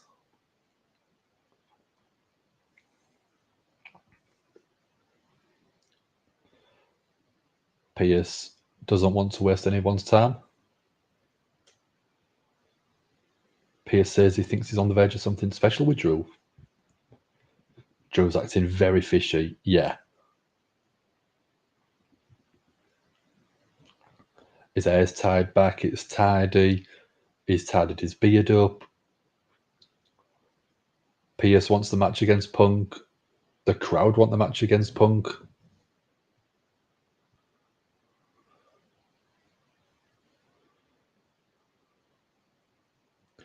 Punk is doing everything he needs to get cleared for the match.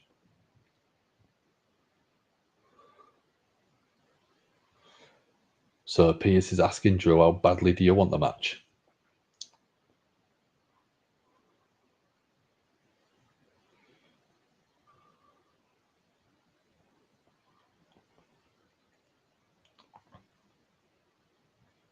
Pierce says we need to leave the emotion and the pettiness and the irrational behaviour behind. Oh. Pierce is ready to do business.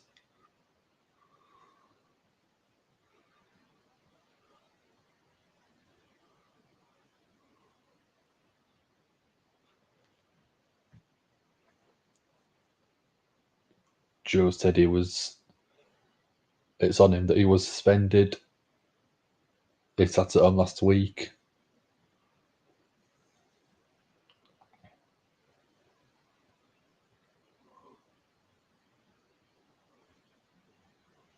Joe's pandering to the crowd. Again, it's very fishy, isn't it, Mark?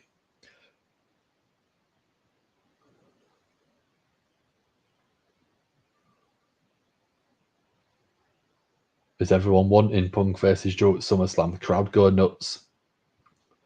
It's got to happen, hasn't it? They've teased it. CM Punk chants again.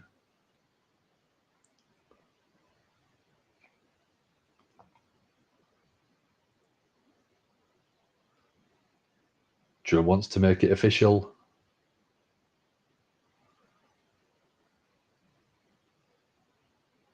So Pierce says there is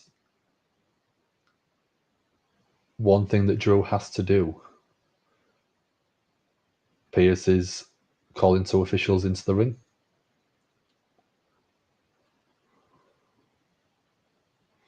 Oh, Pierce, I think he's going to ask Drew for an apology.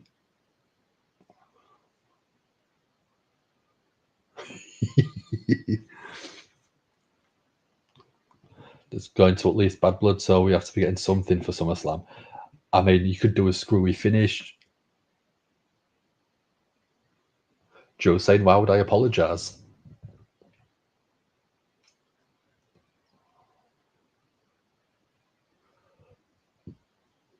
Pierce is saying that the referees deserve respect and deserve an apology.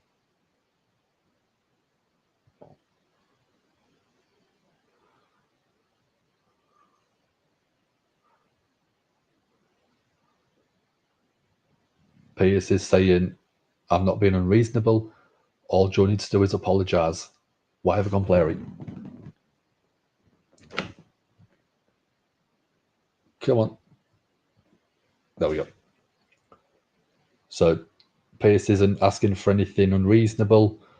The referees put their life on the line every time they step in the ring. They deserve the respect. They deserve an apology.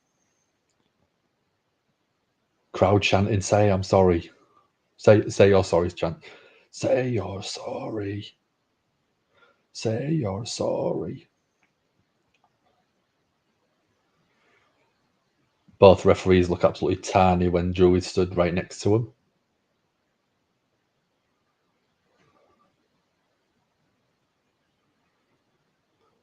Joe just says no.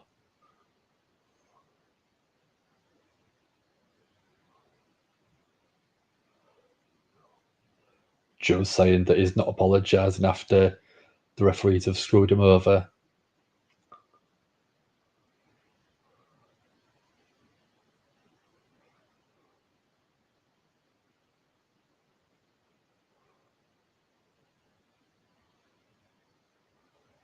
Joe's calling out all the things that Adam Pearce has received.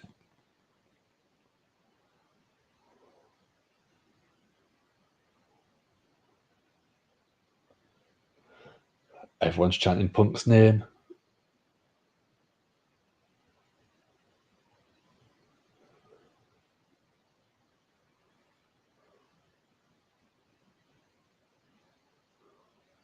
Joe wants Punk's head on a spike.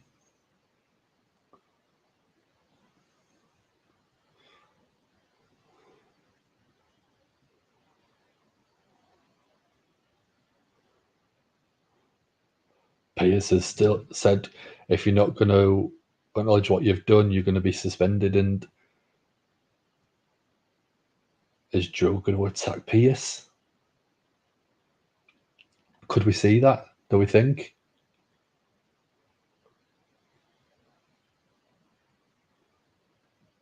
Or could this be because Punk isn't cleared, they are going to push it back as long as possible?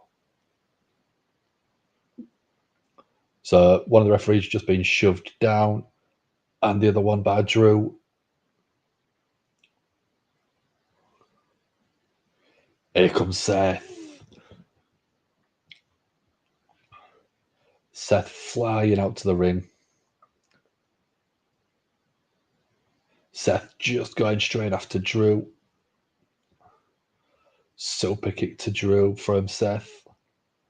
Seth was looking for the stomp.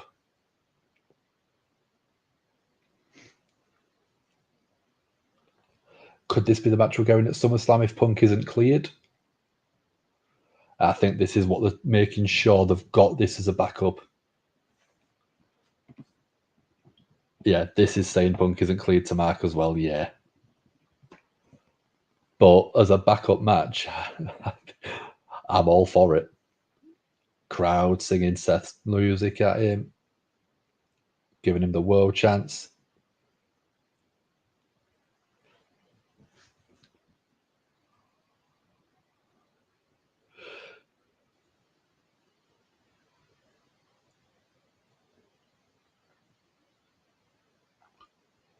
So, yeah, I think this is proving that Punk is not cleared.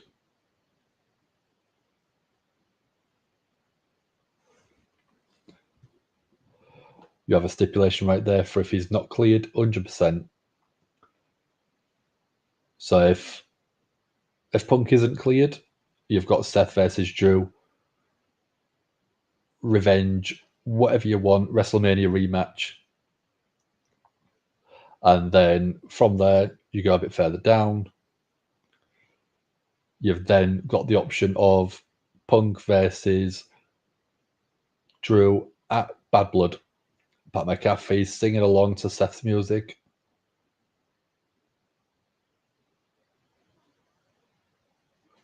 But yeah. Oh yeah. You can always do the unsanctioned lights out, whatever you want match.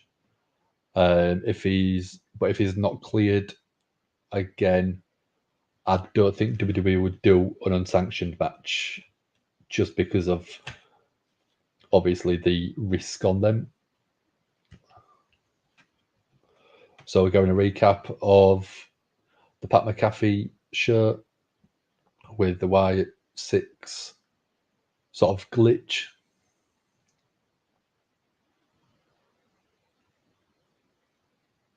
So Pat McAfee has had a parcel delivered earlier today.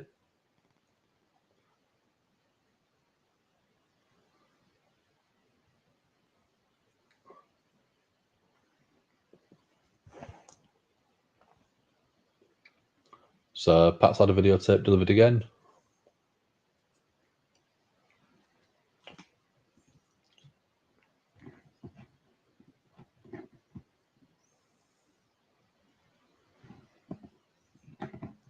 So we are going what's on the videotape right now. So yes, it is an Eric Rowan interview. So it's Uncle Howdy conducting the interview, asking Rowan how he's been.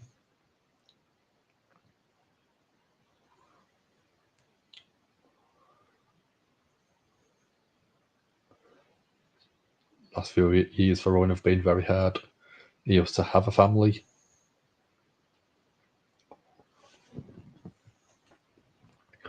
His family was unstoppable and inseparable.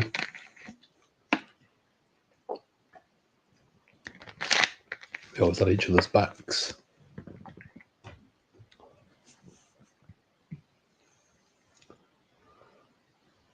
And then one day the whole world changed.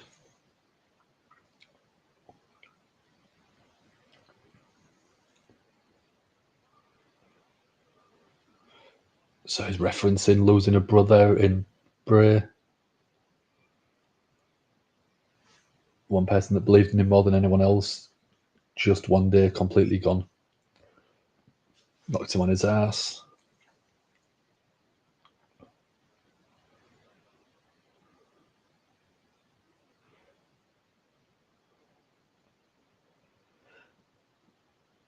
Them situations you wipe the dust off and continue on. Life goes on and glitches.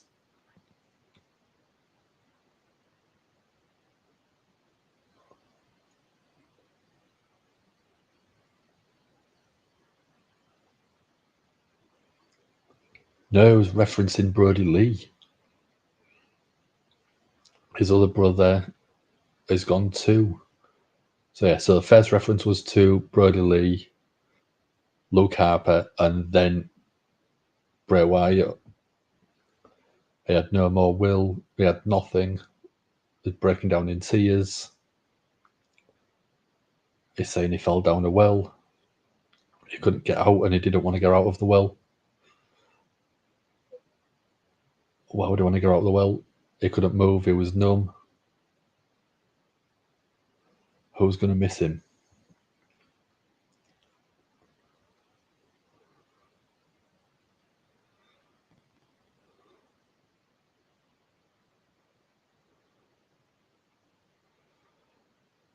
So the mask has been tossed to Rowan. Sheet mask that he's had previously.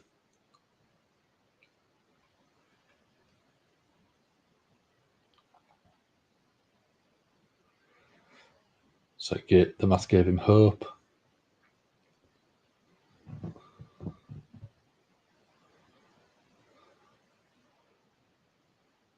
When he was at his lowest, he reached out. They pulled me up. I accepted it. I knew I needed help.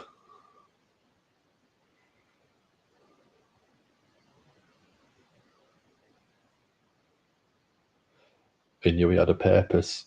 He had a purpose to help and to help others. The mask reminds him of his beacon of hope. Again, very, very well done interview.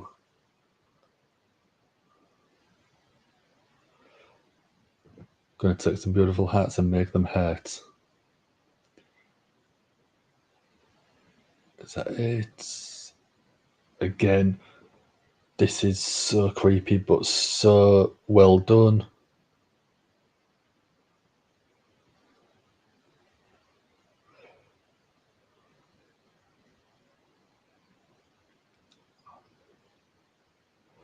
Michael Cole saying, tortured soul.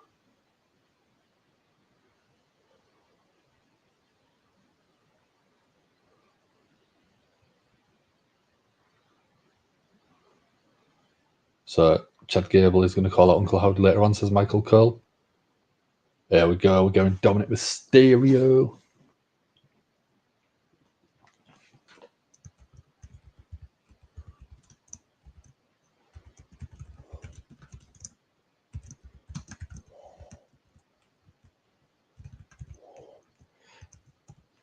So Dominic Mysterio versus Jey Uso. Let's get you guys a poll going after that.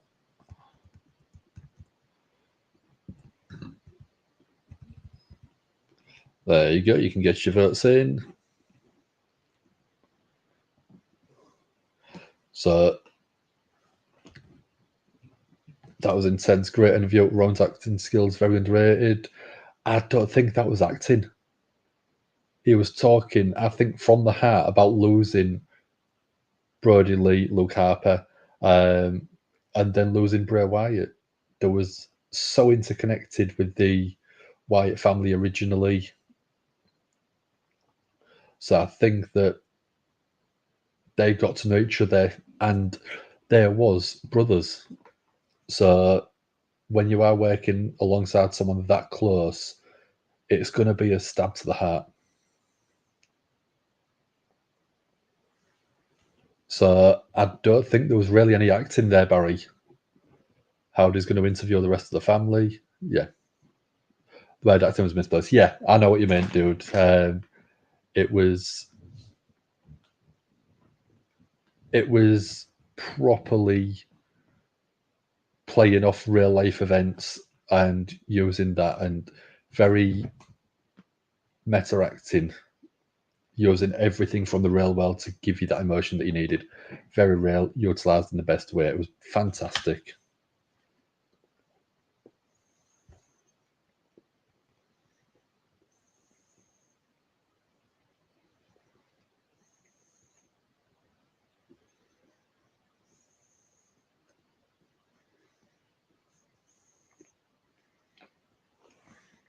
So I think if they are going to interview the rest of the family, we've had Bo Dallas, we've now had Eric Rowan. Do you think they should do a Nikki Cross one? Or, I mean, we've obviously got Joe Gacy as well that they can do. Do you think this is going to be a return of Alexa Bliss at all? What do you think? Because I'm not sure if you could bring Alexa Bliss back. And you could you do a Alexa Bliss interview but not bring her into the White Six, or what do we think? Everyone should get interviewed. Yeah, I think they will. But I don't know if you should do it with Bliss or not. Yeah, Lexi is back in training. She posted a video of her doing a twisted Bliss off the top, which we haven't seen for a long while. All the interviews are the same. It places them in a space where they are tweeners that do despicable things but have a valid reason. Very good take on that, Barry. Everyone is given their connection to Bray and why they joined the Wyatt Six. Yeah, it's everything is working towards an end goal, and I'm here for it. I'm all for every single part of this.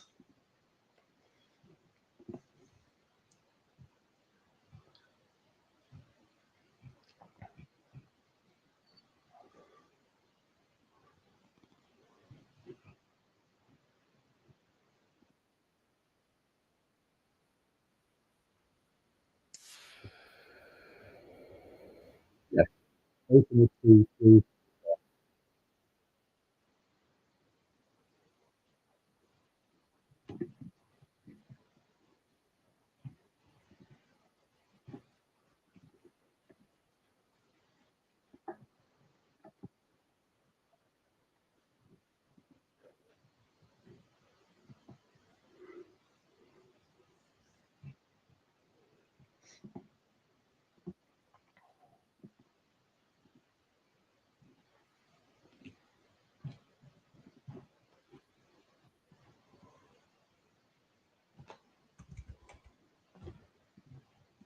The best promo Eric Rowan has ever cut because it was real. Yeah, I've never thought it was one of the best promo guys, but that was fantastic. I sounded weird then. I get told I sound weird all the time, but I know it. Yeah.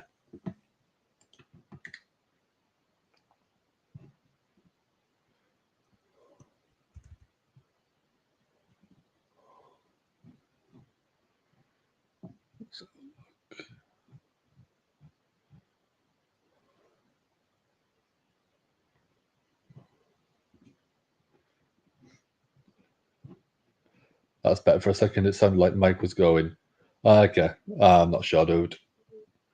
But we've got Dominic Mysterio's in the ring, waiting for Jey Uso.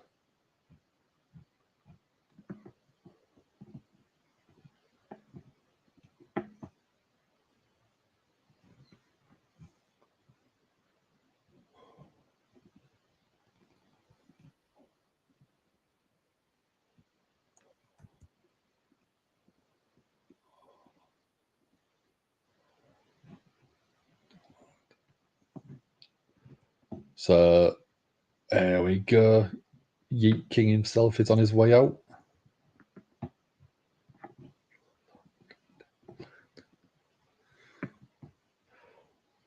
So Pat McAfee's got a Yeet firm hand.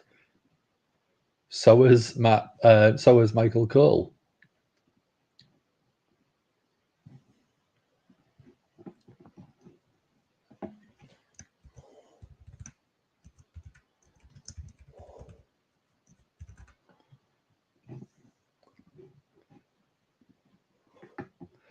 So Misfit noticed the difference between Bo interview and Rowan interviews. You heard more of Bo with Howdy's voice. Yeah, because it looked and felt like more like Howdy was doing the interview to Bo Dallas. Howdy was doing an interview to Rowan. So it looks like Howdy is the interviewer, and Dominic Mysterio's attacked Jey Uso from behind.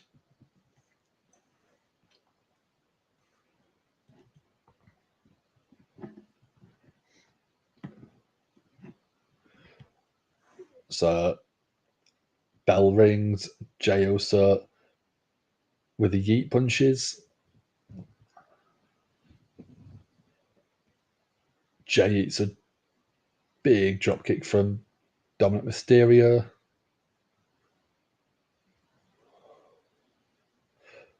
Dom, very angry, shouting at Jey, don't talk about my mammy, she's my mammy.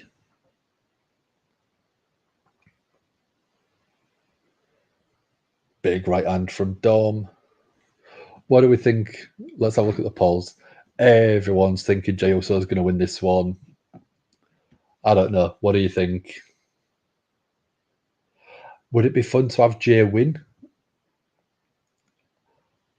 I think Jey is going to win, but I think it'd be more fun to have Jey win and obviously be seen backstage with Rhea. So big shoulder tackles from Dom in the corner to Jey. Crowd chanting yeet. Liv's coming out. Yeah, good shout. Good shout, Barry. I think that'd be good. Let's see.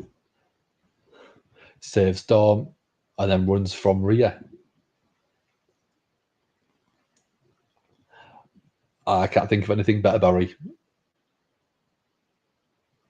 Jey winning, and then Liv comes out to try and help. And then, yeah, Rhea just comes out and goes on a tear trying to get hold of Liv. Dom's looking for the three amigos. He's got the second suplex. Is he going to get the third one? Yep, hits them three amigos. Goes for the pin. 1, 2. Kick out at 2.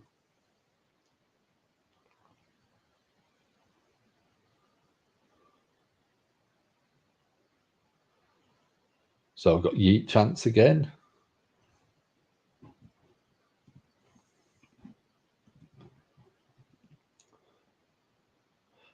Dom off the ropes. Looking for a 619. Jey gets out the way.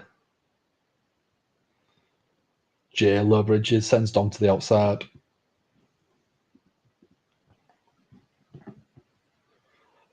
Jey off the ropes. Went for a dive to the outside, but Dom catches him to the outside with a big forearm.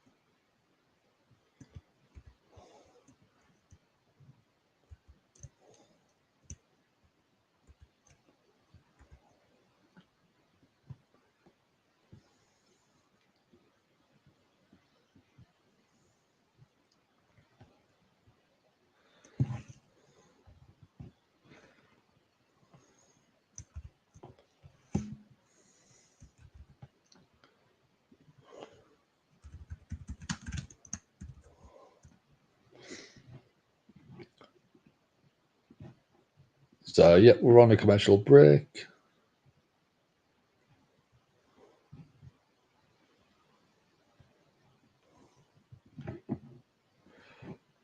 So, could Rowan be Audi's second in command, like Harper was Bray's?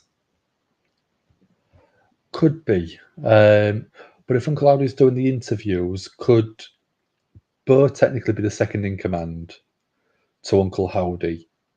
Because obviously we had the split interview where you had Howdy interviewing Bo, or is that a bit too going to make it a bit too harder in the future?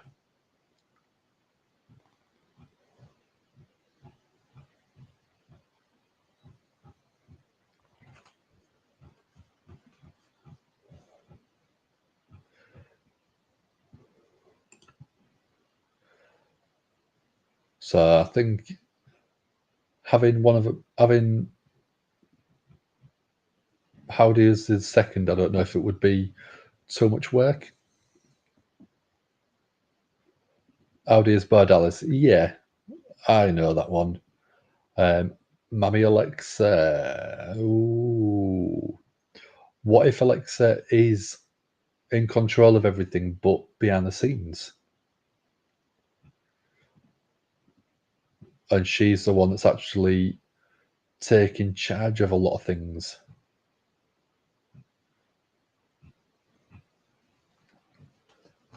Yeah, what if she's a puppet master behind the scenes on everything?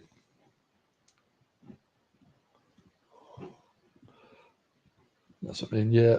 so much work Burr being in a second in command to himself. Yeah, that's what I was thinking. I think if you could get away with it, obviously without any live TV, it would be quite a good thing to do using camera trickery, but actually doing it in person would be a bit too much work.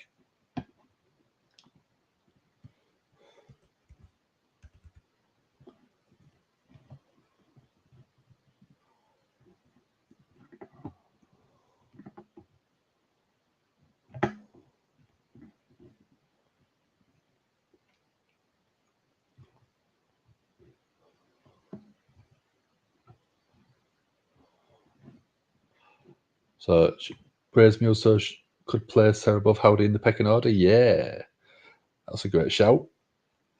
I think I don't know if I'd want Alexa to come back in the Wyatt Six, or I'd want her to come back as a completely different character, maybe back to a Twisted Bliss character. Bro says Dominic should have won Money in the Bank. I think it'd have been a good, fun choice. Or having LA Knight win, I think, would have been just another good choice. But it all depends on the options.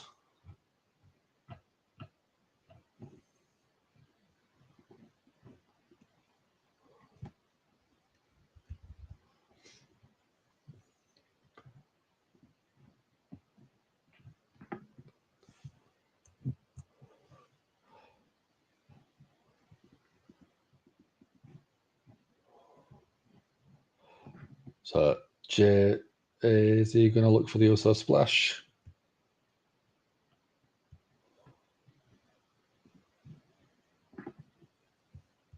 There's Liv. Pulls Dom out of the ring.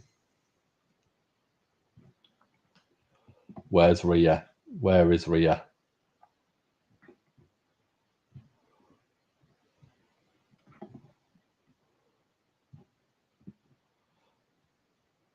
Jay from behind. Drop kick.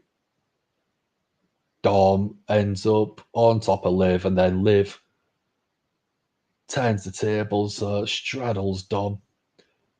Here we go, here's Rhea.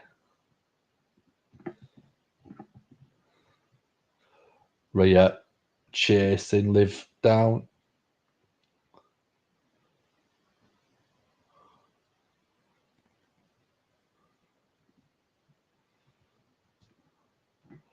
Liv hightailing up out of the arena.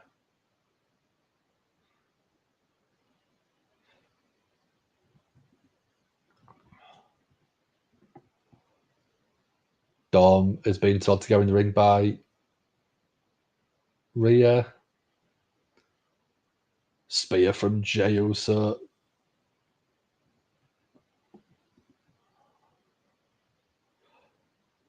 Jey off the top. Uso splash. 1, 2, 3.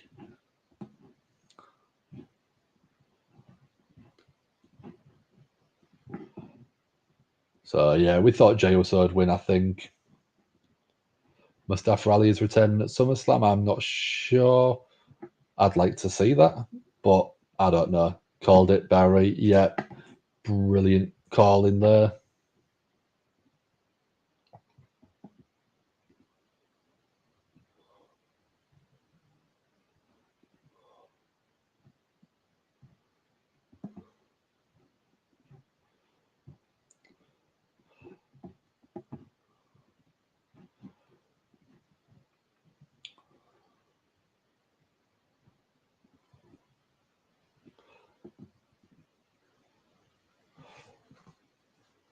So we're half an hour away from near enough the end of the show. We've got Ilja Dragunov versus Sami Zayn.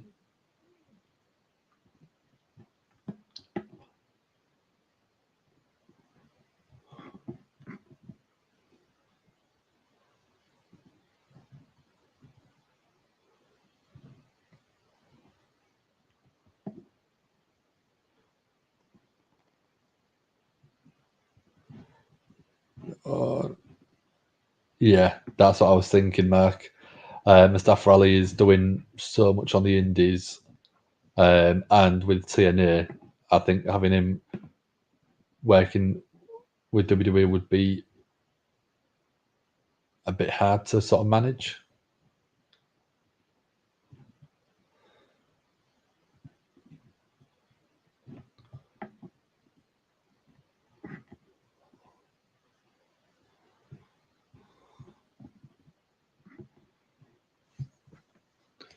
So we've got, by the looks of it, Chad Gable coming out from Alpha Academy. Yes, here he comes.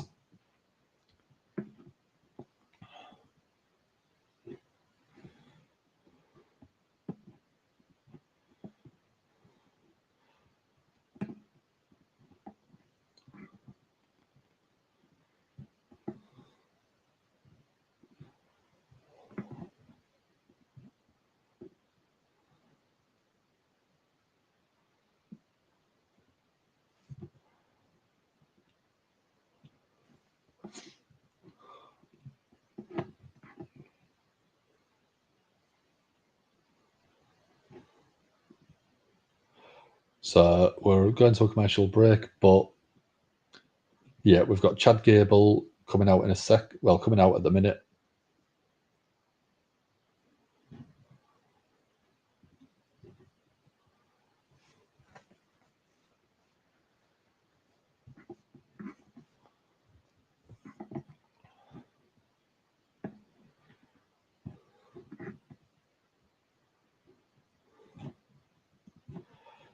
So Carlito should get his title shot. I'd like to see Carlito get a shot at a title, maybe the IC, maybe the US title, but not the world title.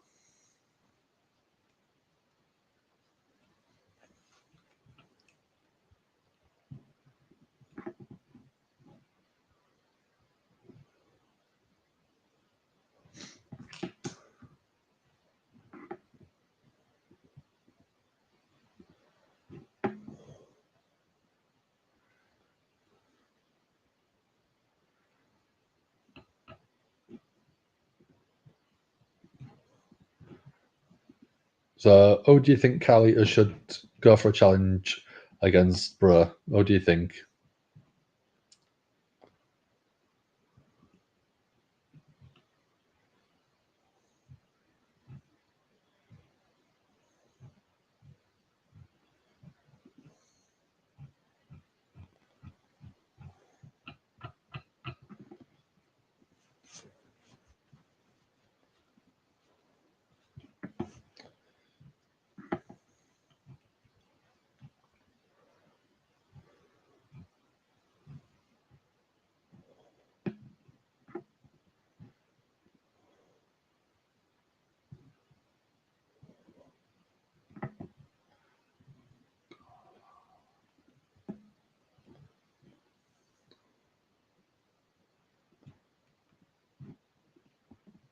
So let's get the poll going for main event. So I've got Sami Zayn versus Ilja Dragunov for the Intercontinental title.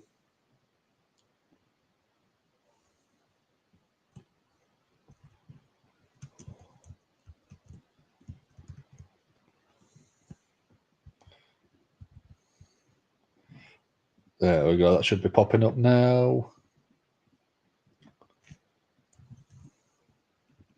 Sami Zayn versus Ilja Dragunov. There we go.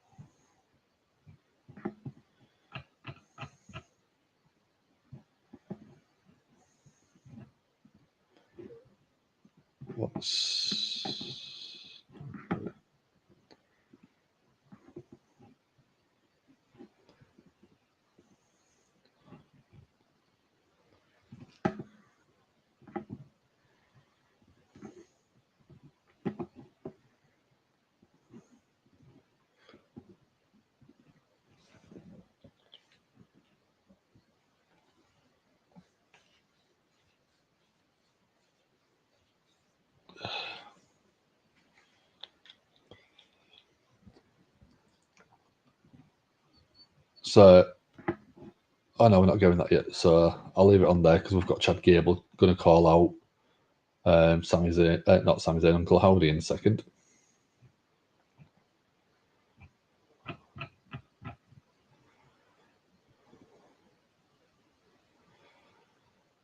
So we're going to preview for Friday on SmackDown.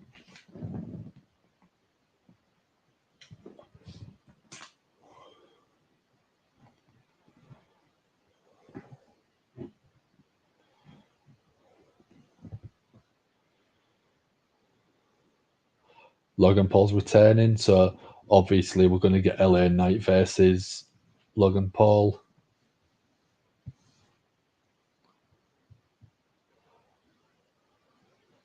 So I've got Dom backstage after being beaten by Jey Uso.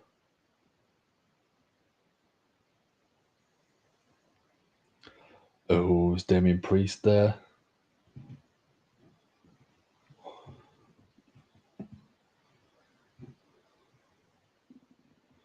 Oh, there's Mamiis backstage.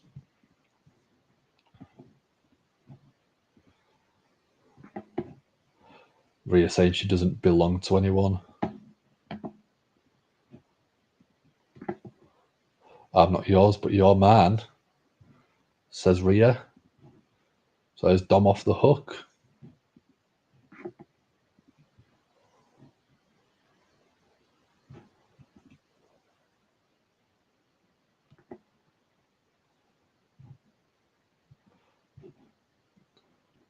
So we're getting Uso chance to Chad Gable. Chad Gable calling out Bo Dallas like Brian O'Connor opening the book of dead.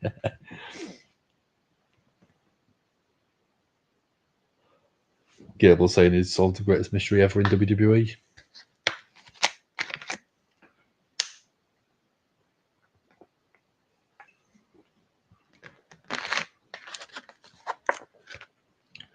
Gable says on Cloudy is none other than Bo Dallas.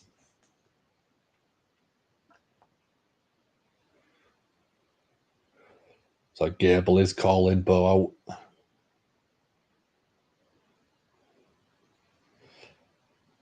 Do we see anything? Do we get anything, do we think? Lights go out, Gable disappears. Something like that. Would that be better? Gable is saying, don't make me wait. We're not going anything so far. Oh, yeah, we are going Bo come out. Bo's getting a massive pop. Oh, what was that? That one of the Brutus? The Brutus? Yeah, it's Brutus. From the Creed brothers. Both of them attacking Bo Dallas.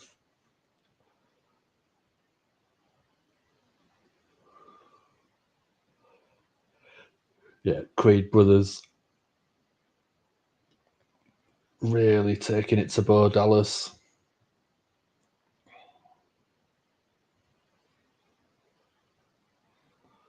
Are we going to see anyone else come and save Bo, do we think? But yeah, Bo just basically been taken to town by the Creed brothers, tossed into the ring.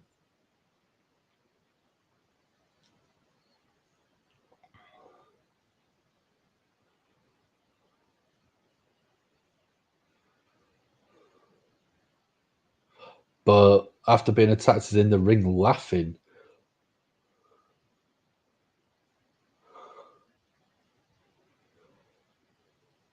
Chad Gable looks perplexed, I think is the best way to describe it. Big kick to the midsection of Bo Dallas.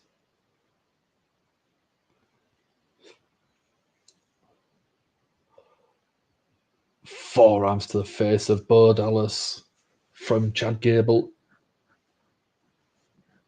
And Bo again, just laughing, smiling.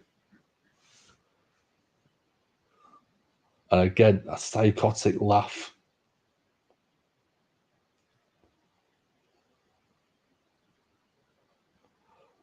Gable's directing traffic, saying to light Bo Dallas up, just how I taught you.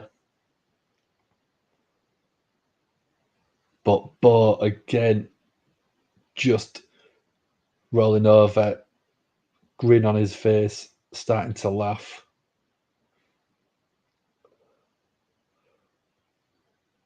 Big German suplex.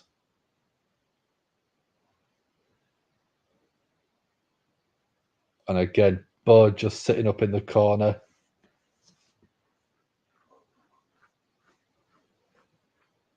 And we're still getting laughs. We are still getting Bo Dallas laughing.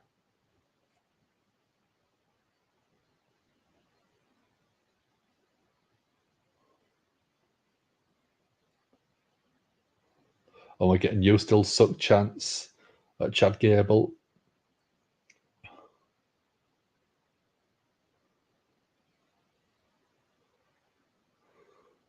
So we've got "There You Are" from Bo.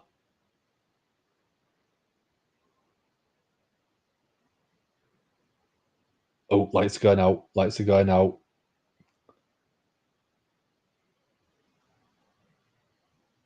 Are we going Howdy? Are we going Eric Rowan? What are we going? UF'd up chants now ringing through the arena.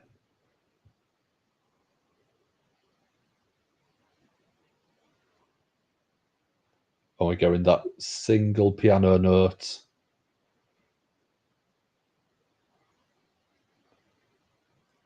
Ring filling with smoke. Who's showing up?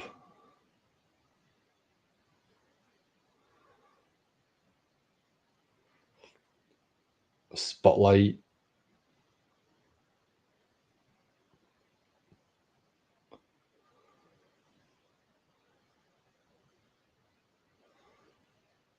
Someone's walking in front of the spotlight. That's Nikki Cross. And look, yep, we've got the rest of the Wyatt Six. Looks like we've got Dexter, we've got Joe Gacy, and we've got Eric Rowan there, along with Nikki Cross. Nikki's holding the lantern.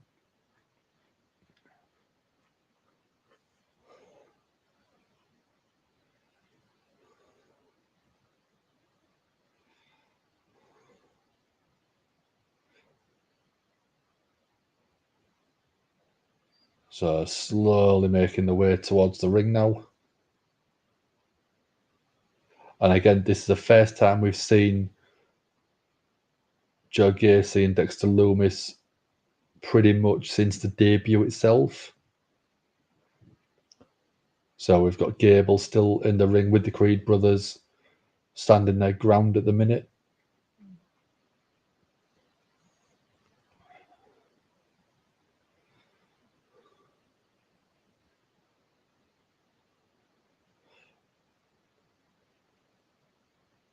All of the Wyatt Six are on the apron.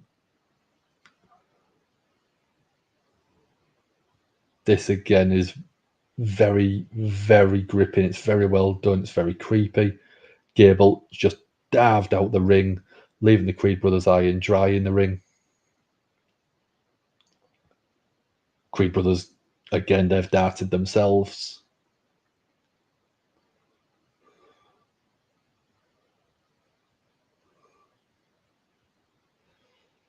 But back to his feet.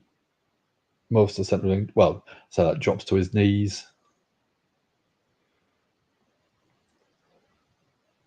Everyone else from the Wyatt Six joining him in the ring.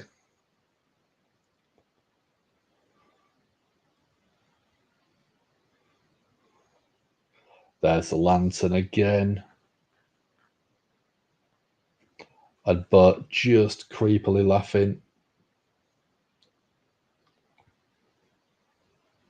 Crowd popping, absolutely popping.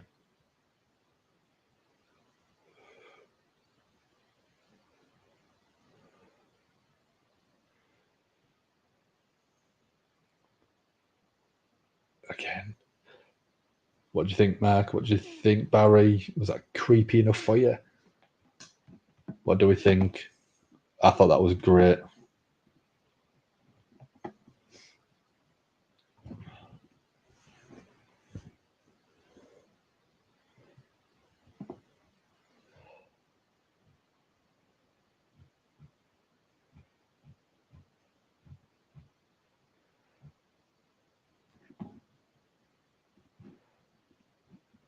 That was fantastic.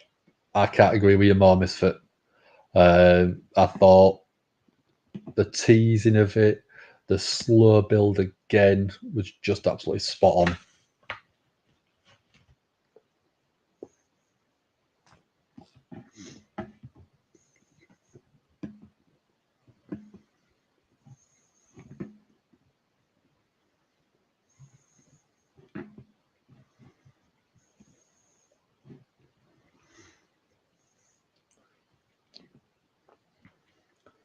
And I mean, with stuff like that, you can tease and you can slowly pull stuff out like that.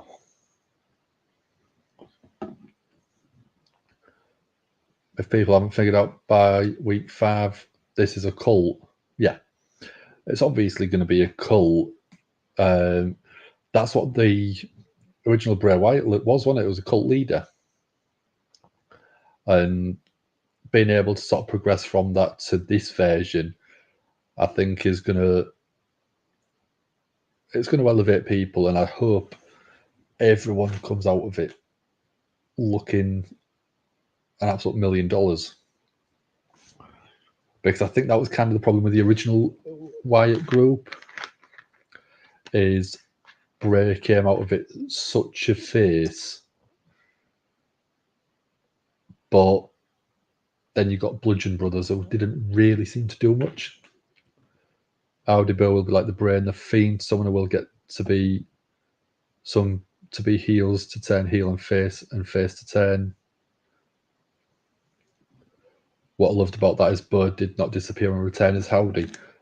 I don't know. I think that having Bird disappear and return as Howdy, could that have been even more shocking? Having Bray, not Bray, but in the ring, the lights go out and then him stood behind the rest of the Wyatt 6, and it's like, how did he get there? I think that would have been a very fun.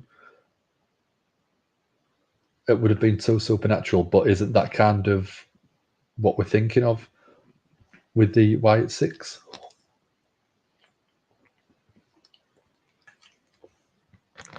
It's creepy, it's supernatural, it's weird, it's scary.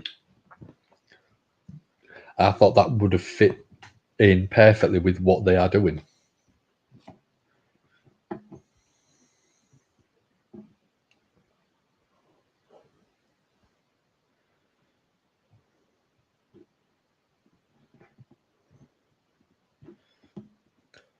So here we go. We're getting the Mad Dragon Ilja Dragunov coming out.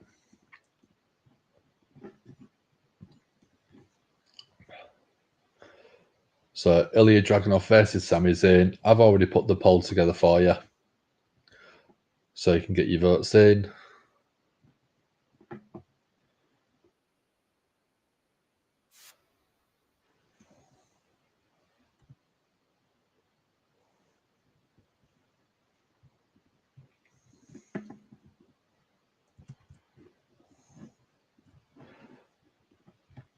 So CM Punk is returning next week on Monday Night Raw.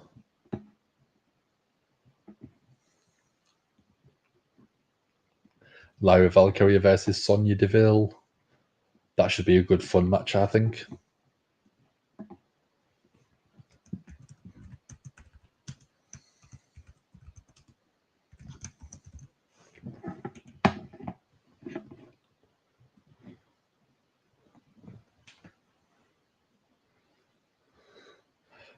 So Sami Zayn's music popping off the crowd as always. Oh, wow. Let's go.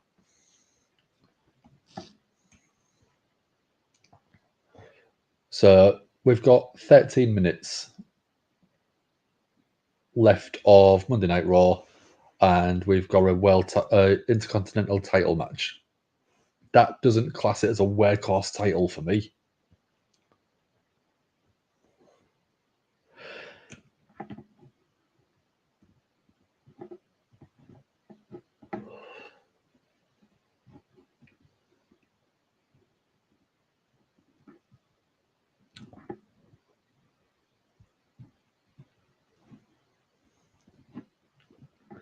So Sami in the ring, Ilja Dragunov looks pumped, looks ready to go.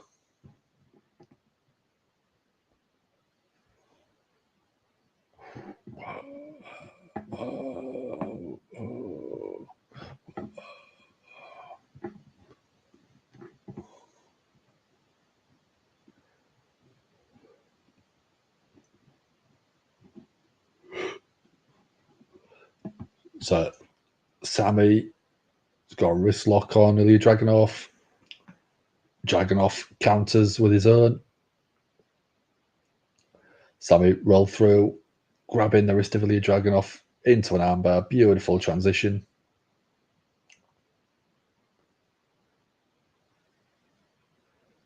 Oh, chop from Sami.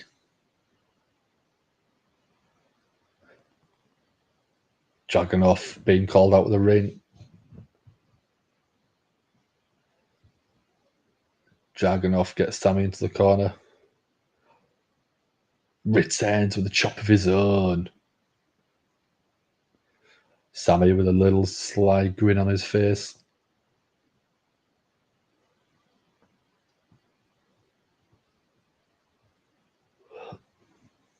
Back and forth now. Dragunov, Sami Zayn exchanging right hands. Down goes Sami. Dragunov tossed to the outside by Sami. Sami jumping up. Beautiful springboard moonsault, taking Dragunov down.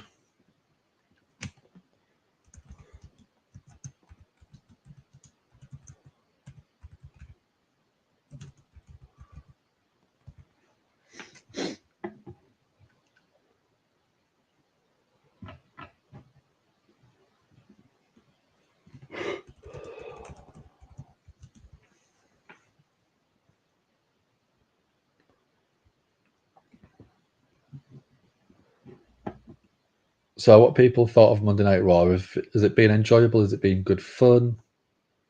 What do we think? No Mars back in, like the way Bo came out with no mask, took an old-fashioned beat down. Creepy and weird is okay.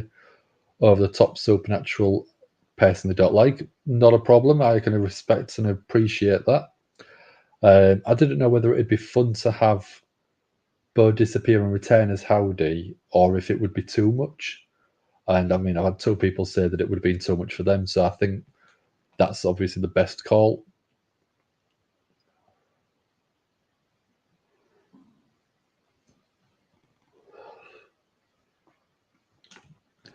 So I'll bow down to you guys.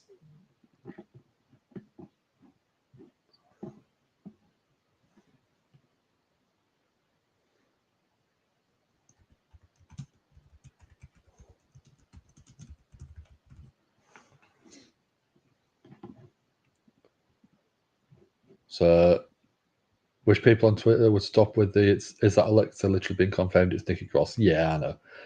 Barry's enjoyed the show, didn't expect the Bo stuff and enjoyed it completely. I think that was brilliant.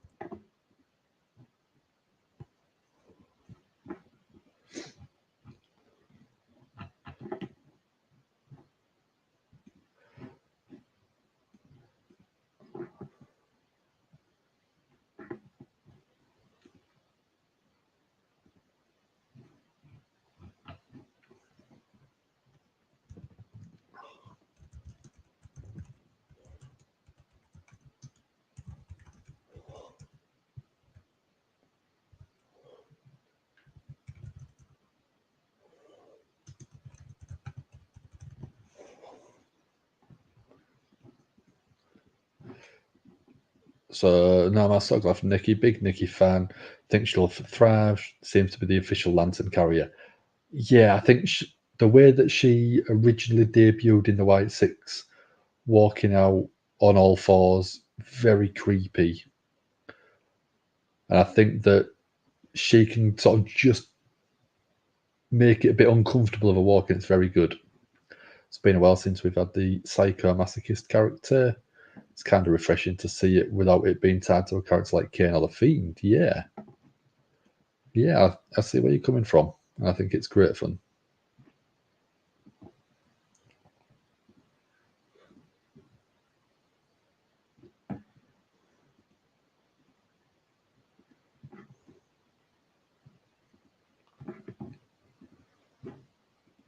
So I've got back on Raw. Sami sending Ilja into the ropes, but flies back out with a big clothesline, turning Sami inside out.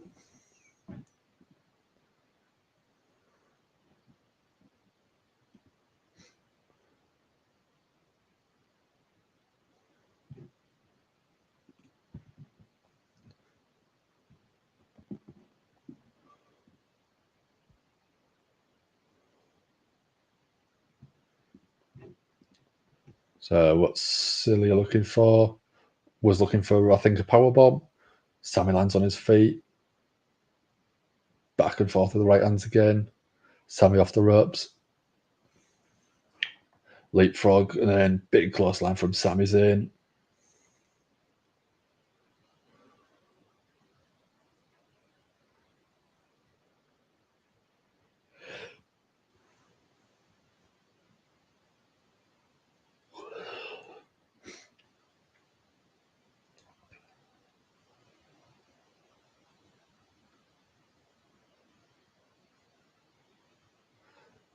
Sami was looking for the Blood Thunder Bomb.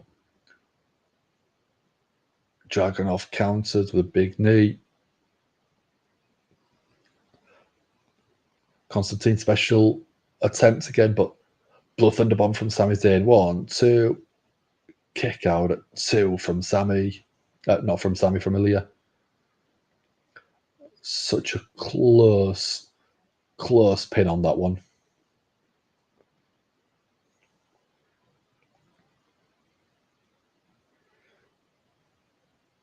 Sami on his knees, Ilja on his knees. But both men back on the feet. Oh, boot to the face of Sami Zayn. Right on that chin.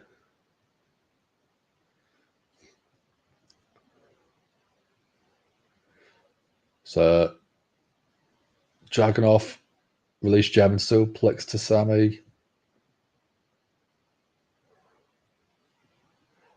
Sami catches Ilja coming in with a big boot. Sami catches Ilja, exploder into the corner. I think Ilja landed on his head a little bit. That looked a bit of a rough landing. So Sami looking for the Hullywood kick. Went for it, but huge knee. Or boot from Ilja Dragunov, goes for a pin, gets a solid 2 count. Sami has to kick out. Powerbomb from Ilja Dragunov. What's Ilja looking for?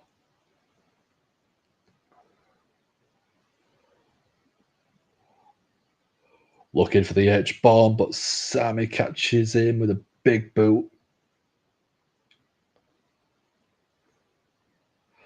Sami drops the arm over. 1, 2. Kick out at 2 from Ilja Dragunov. Years ago, people were saying Cross would be perfect for Sister Abigail, and she's proven it. Yeah, I think I was one of the people that was saying that for a long time, especially when you had the Alexa Bliss character start to be introduced. But I thought Sister Abigail was a Nikki Cross character all day long. Huge running knee from Ilja. Sami taken to the outside.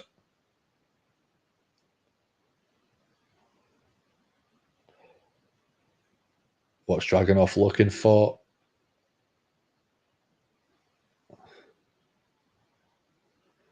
H-bomb off the apron. Sami's got to be pinned or submitted for him to lose the title, so Dragonov has to get him back in the ring. Sami tossed in.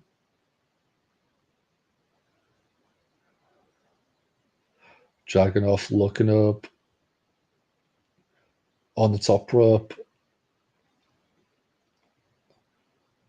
Coast to coast, leg drop. Sami dropped again. Love Nikki Cross Insanity, being the only female of the OG Whites would have been perfect. Yeah, I completely agree, Misfit. Off the top, sent on, but Sami got the knees up. Crucifix pin 1, 2. Kick out at 2 from Ilja Dragunov.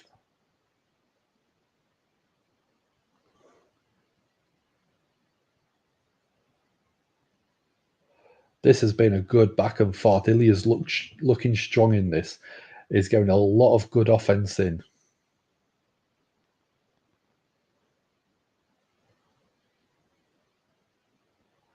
So Sami with a right hand to Ilja. Ilya's on the apron. Headbutt from Ilja Dragunov. Hullywood kick. Sami hit the Hullywood kick to Ilja Dragunov while he was on the apron. So Sami rolls to the outside. Is he going to grab Ilja, throw him back in the ring? Who's coming out? Oh, Braun Breaker's here. Braun Breaker just running right around the ring. Spear to Dragonov on the outside. Match obviously ends. Ilja Dragunov wins the match, but doesn't win the title because of a DQ. Sami defending himself against against Braun Breaker.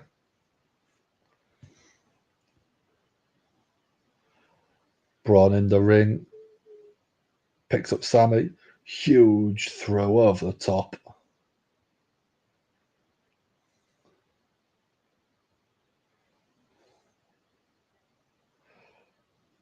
Speed of Braun Breaker off them ropes is ridiculous. Spear to Sami Zayn in the ring.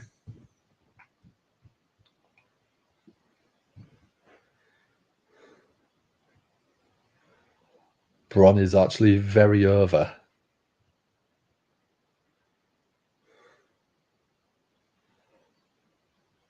Triple threat match. I think, could we get that at SummerSlam? Braun Breaker, Ilja Dragunov, and Sami Zayn. Would you want that? I would. So that is Monday Night Raw over and done with. And Paul.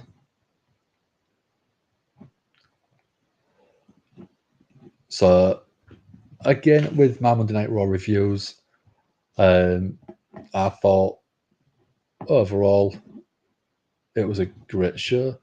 The match of the night, even though it ended in a DQ, I thought the main event match was great. It was so energetic. Two people really going for that. My moment of the night, I think, was the Wyatt Six completely showing up again. And the Bo Dallas interview, I thought that was great. And, I mean, I could even throw the Drew McIntyre promo with Adam Pearce on there. That was great fun, and I think that's got to be at least an 8.5 out of 10 for a Monday Night Raw from me. It was brilliant. It was enjoyable. There was so much good stuff. I don't think there was any real negatives apart from maybe Zelina Vega getting squashed. But again, in the long-term story, it does make sense for Shayna Baszler to be dominant. Not Shayna Baszler, Sonya Deville to be dominant. So again, I'm not massively against it happening. Barry saying Wyatt, Rhea, Drew, great matches. Yep, I completely agree. 9 out of 10 from Barry. Great praise there. And again, it was, I think, near enough a flawless Monday Night Raw, which is quite hard to do. I don't think it is a very, very hard thing to do. Just a squash match, yeah. Same for me. You could have had Zelina looking at least a little bit more competitive, which I think would have been a benefit. But again, I know why it happened, but Triple H is doing great things. I agree, Barry. 100 million %. I agree. And Misfit saying Wyndham is smiling somewhere. He's looking down, and he's looking down and knowing that his legacy is in good hands with Triple H at the helm and Bo being a great character to work with. So, yeah, that is my Monday Night Raw over and done with. We should have Ant back in for AW Dynamite on Wednesday. And we'll see what we can do about TNA Slammiversary this weekend. I can't guarantee anything, but I will obviously ask the questions. So from me, have a good evening, have a good rest of your week, and we shall see you soon. See you later.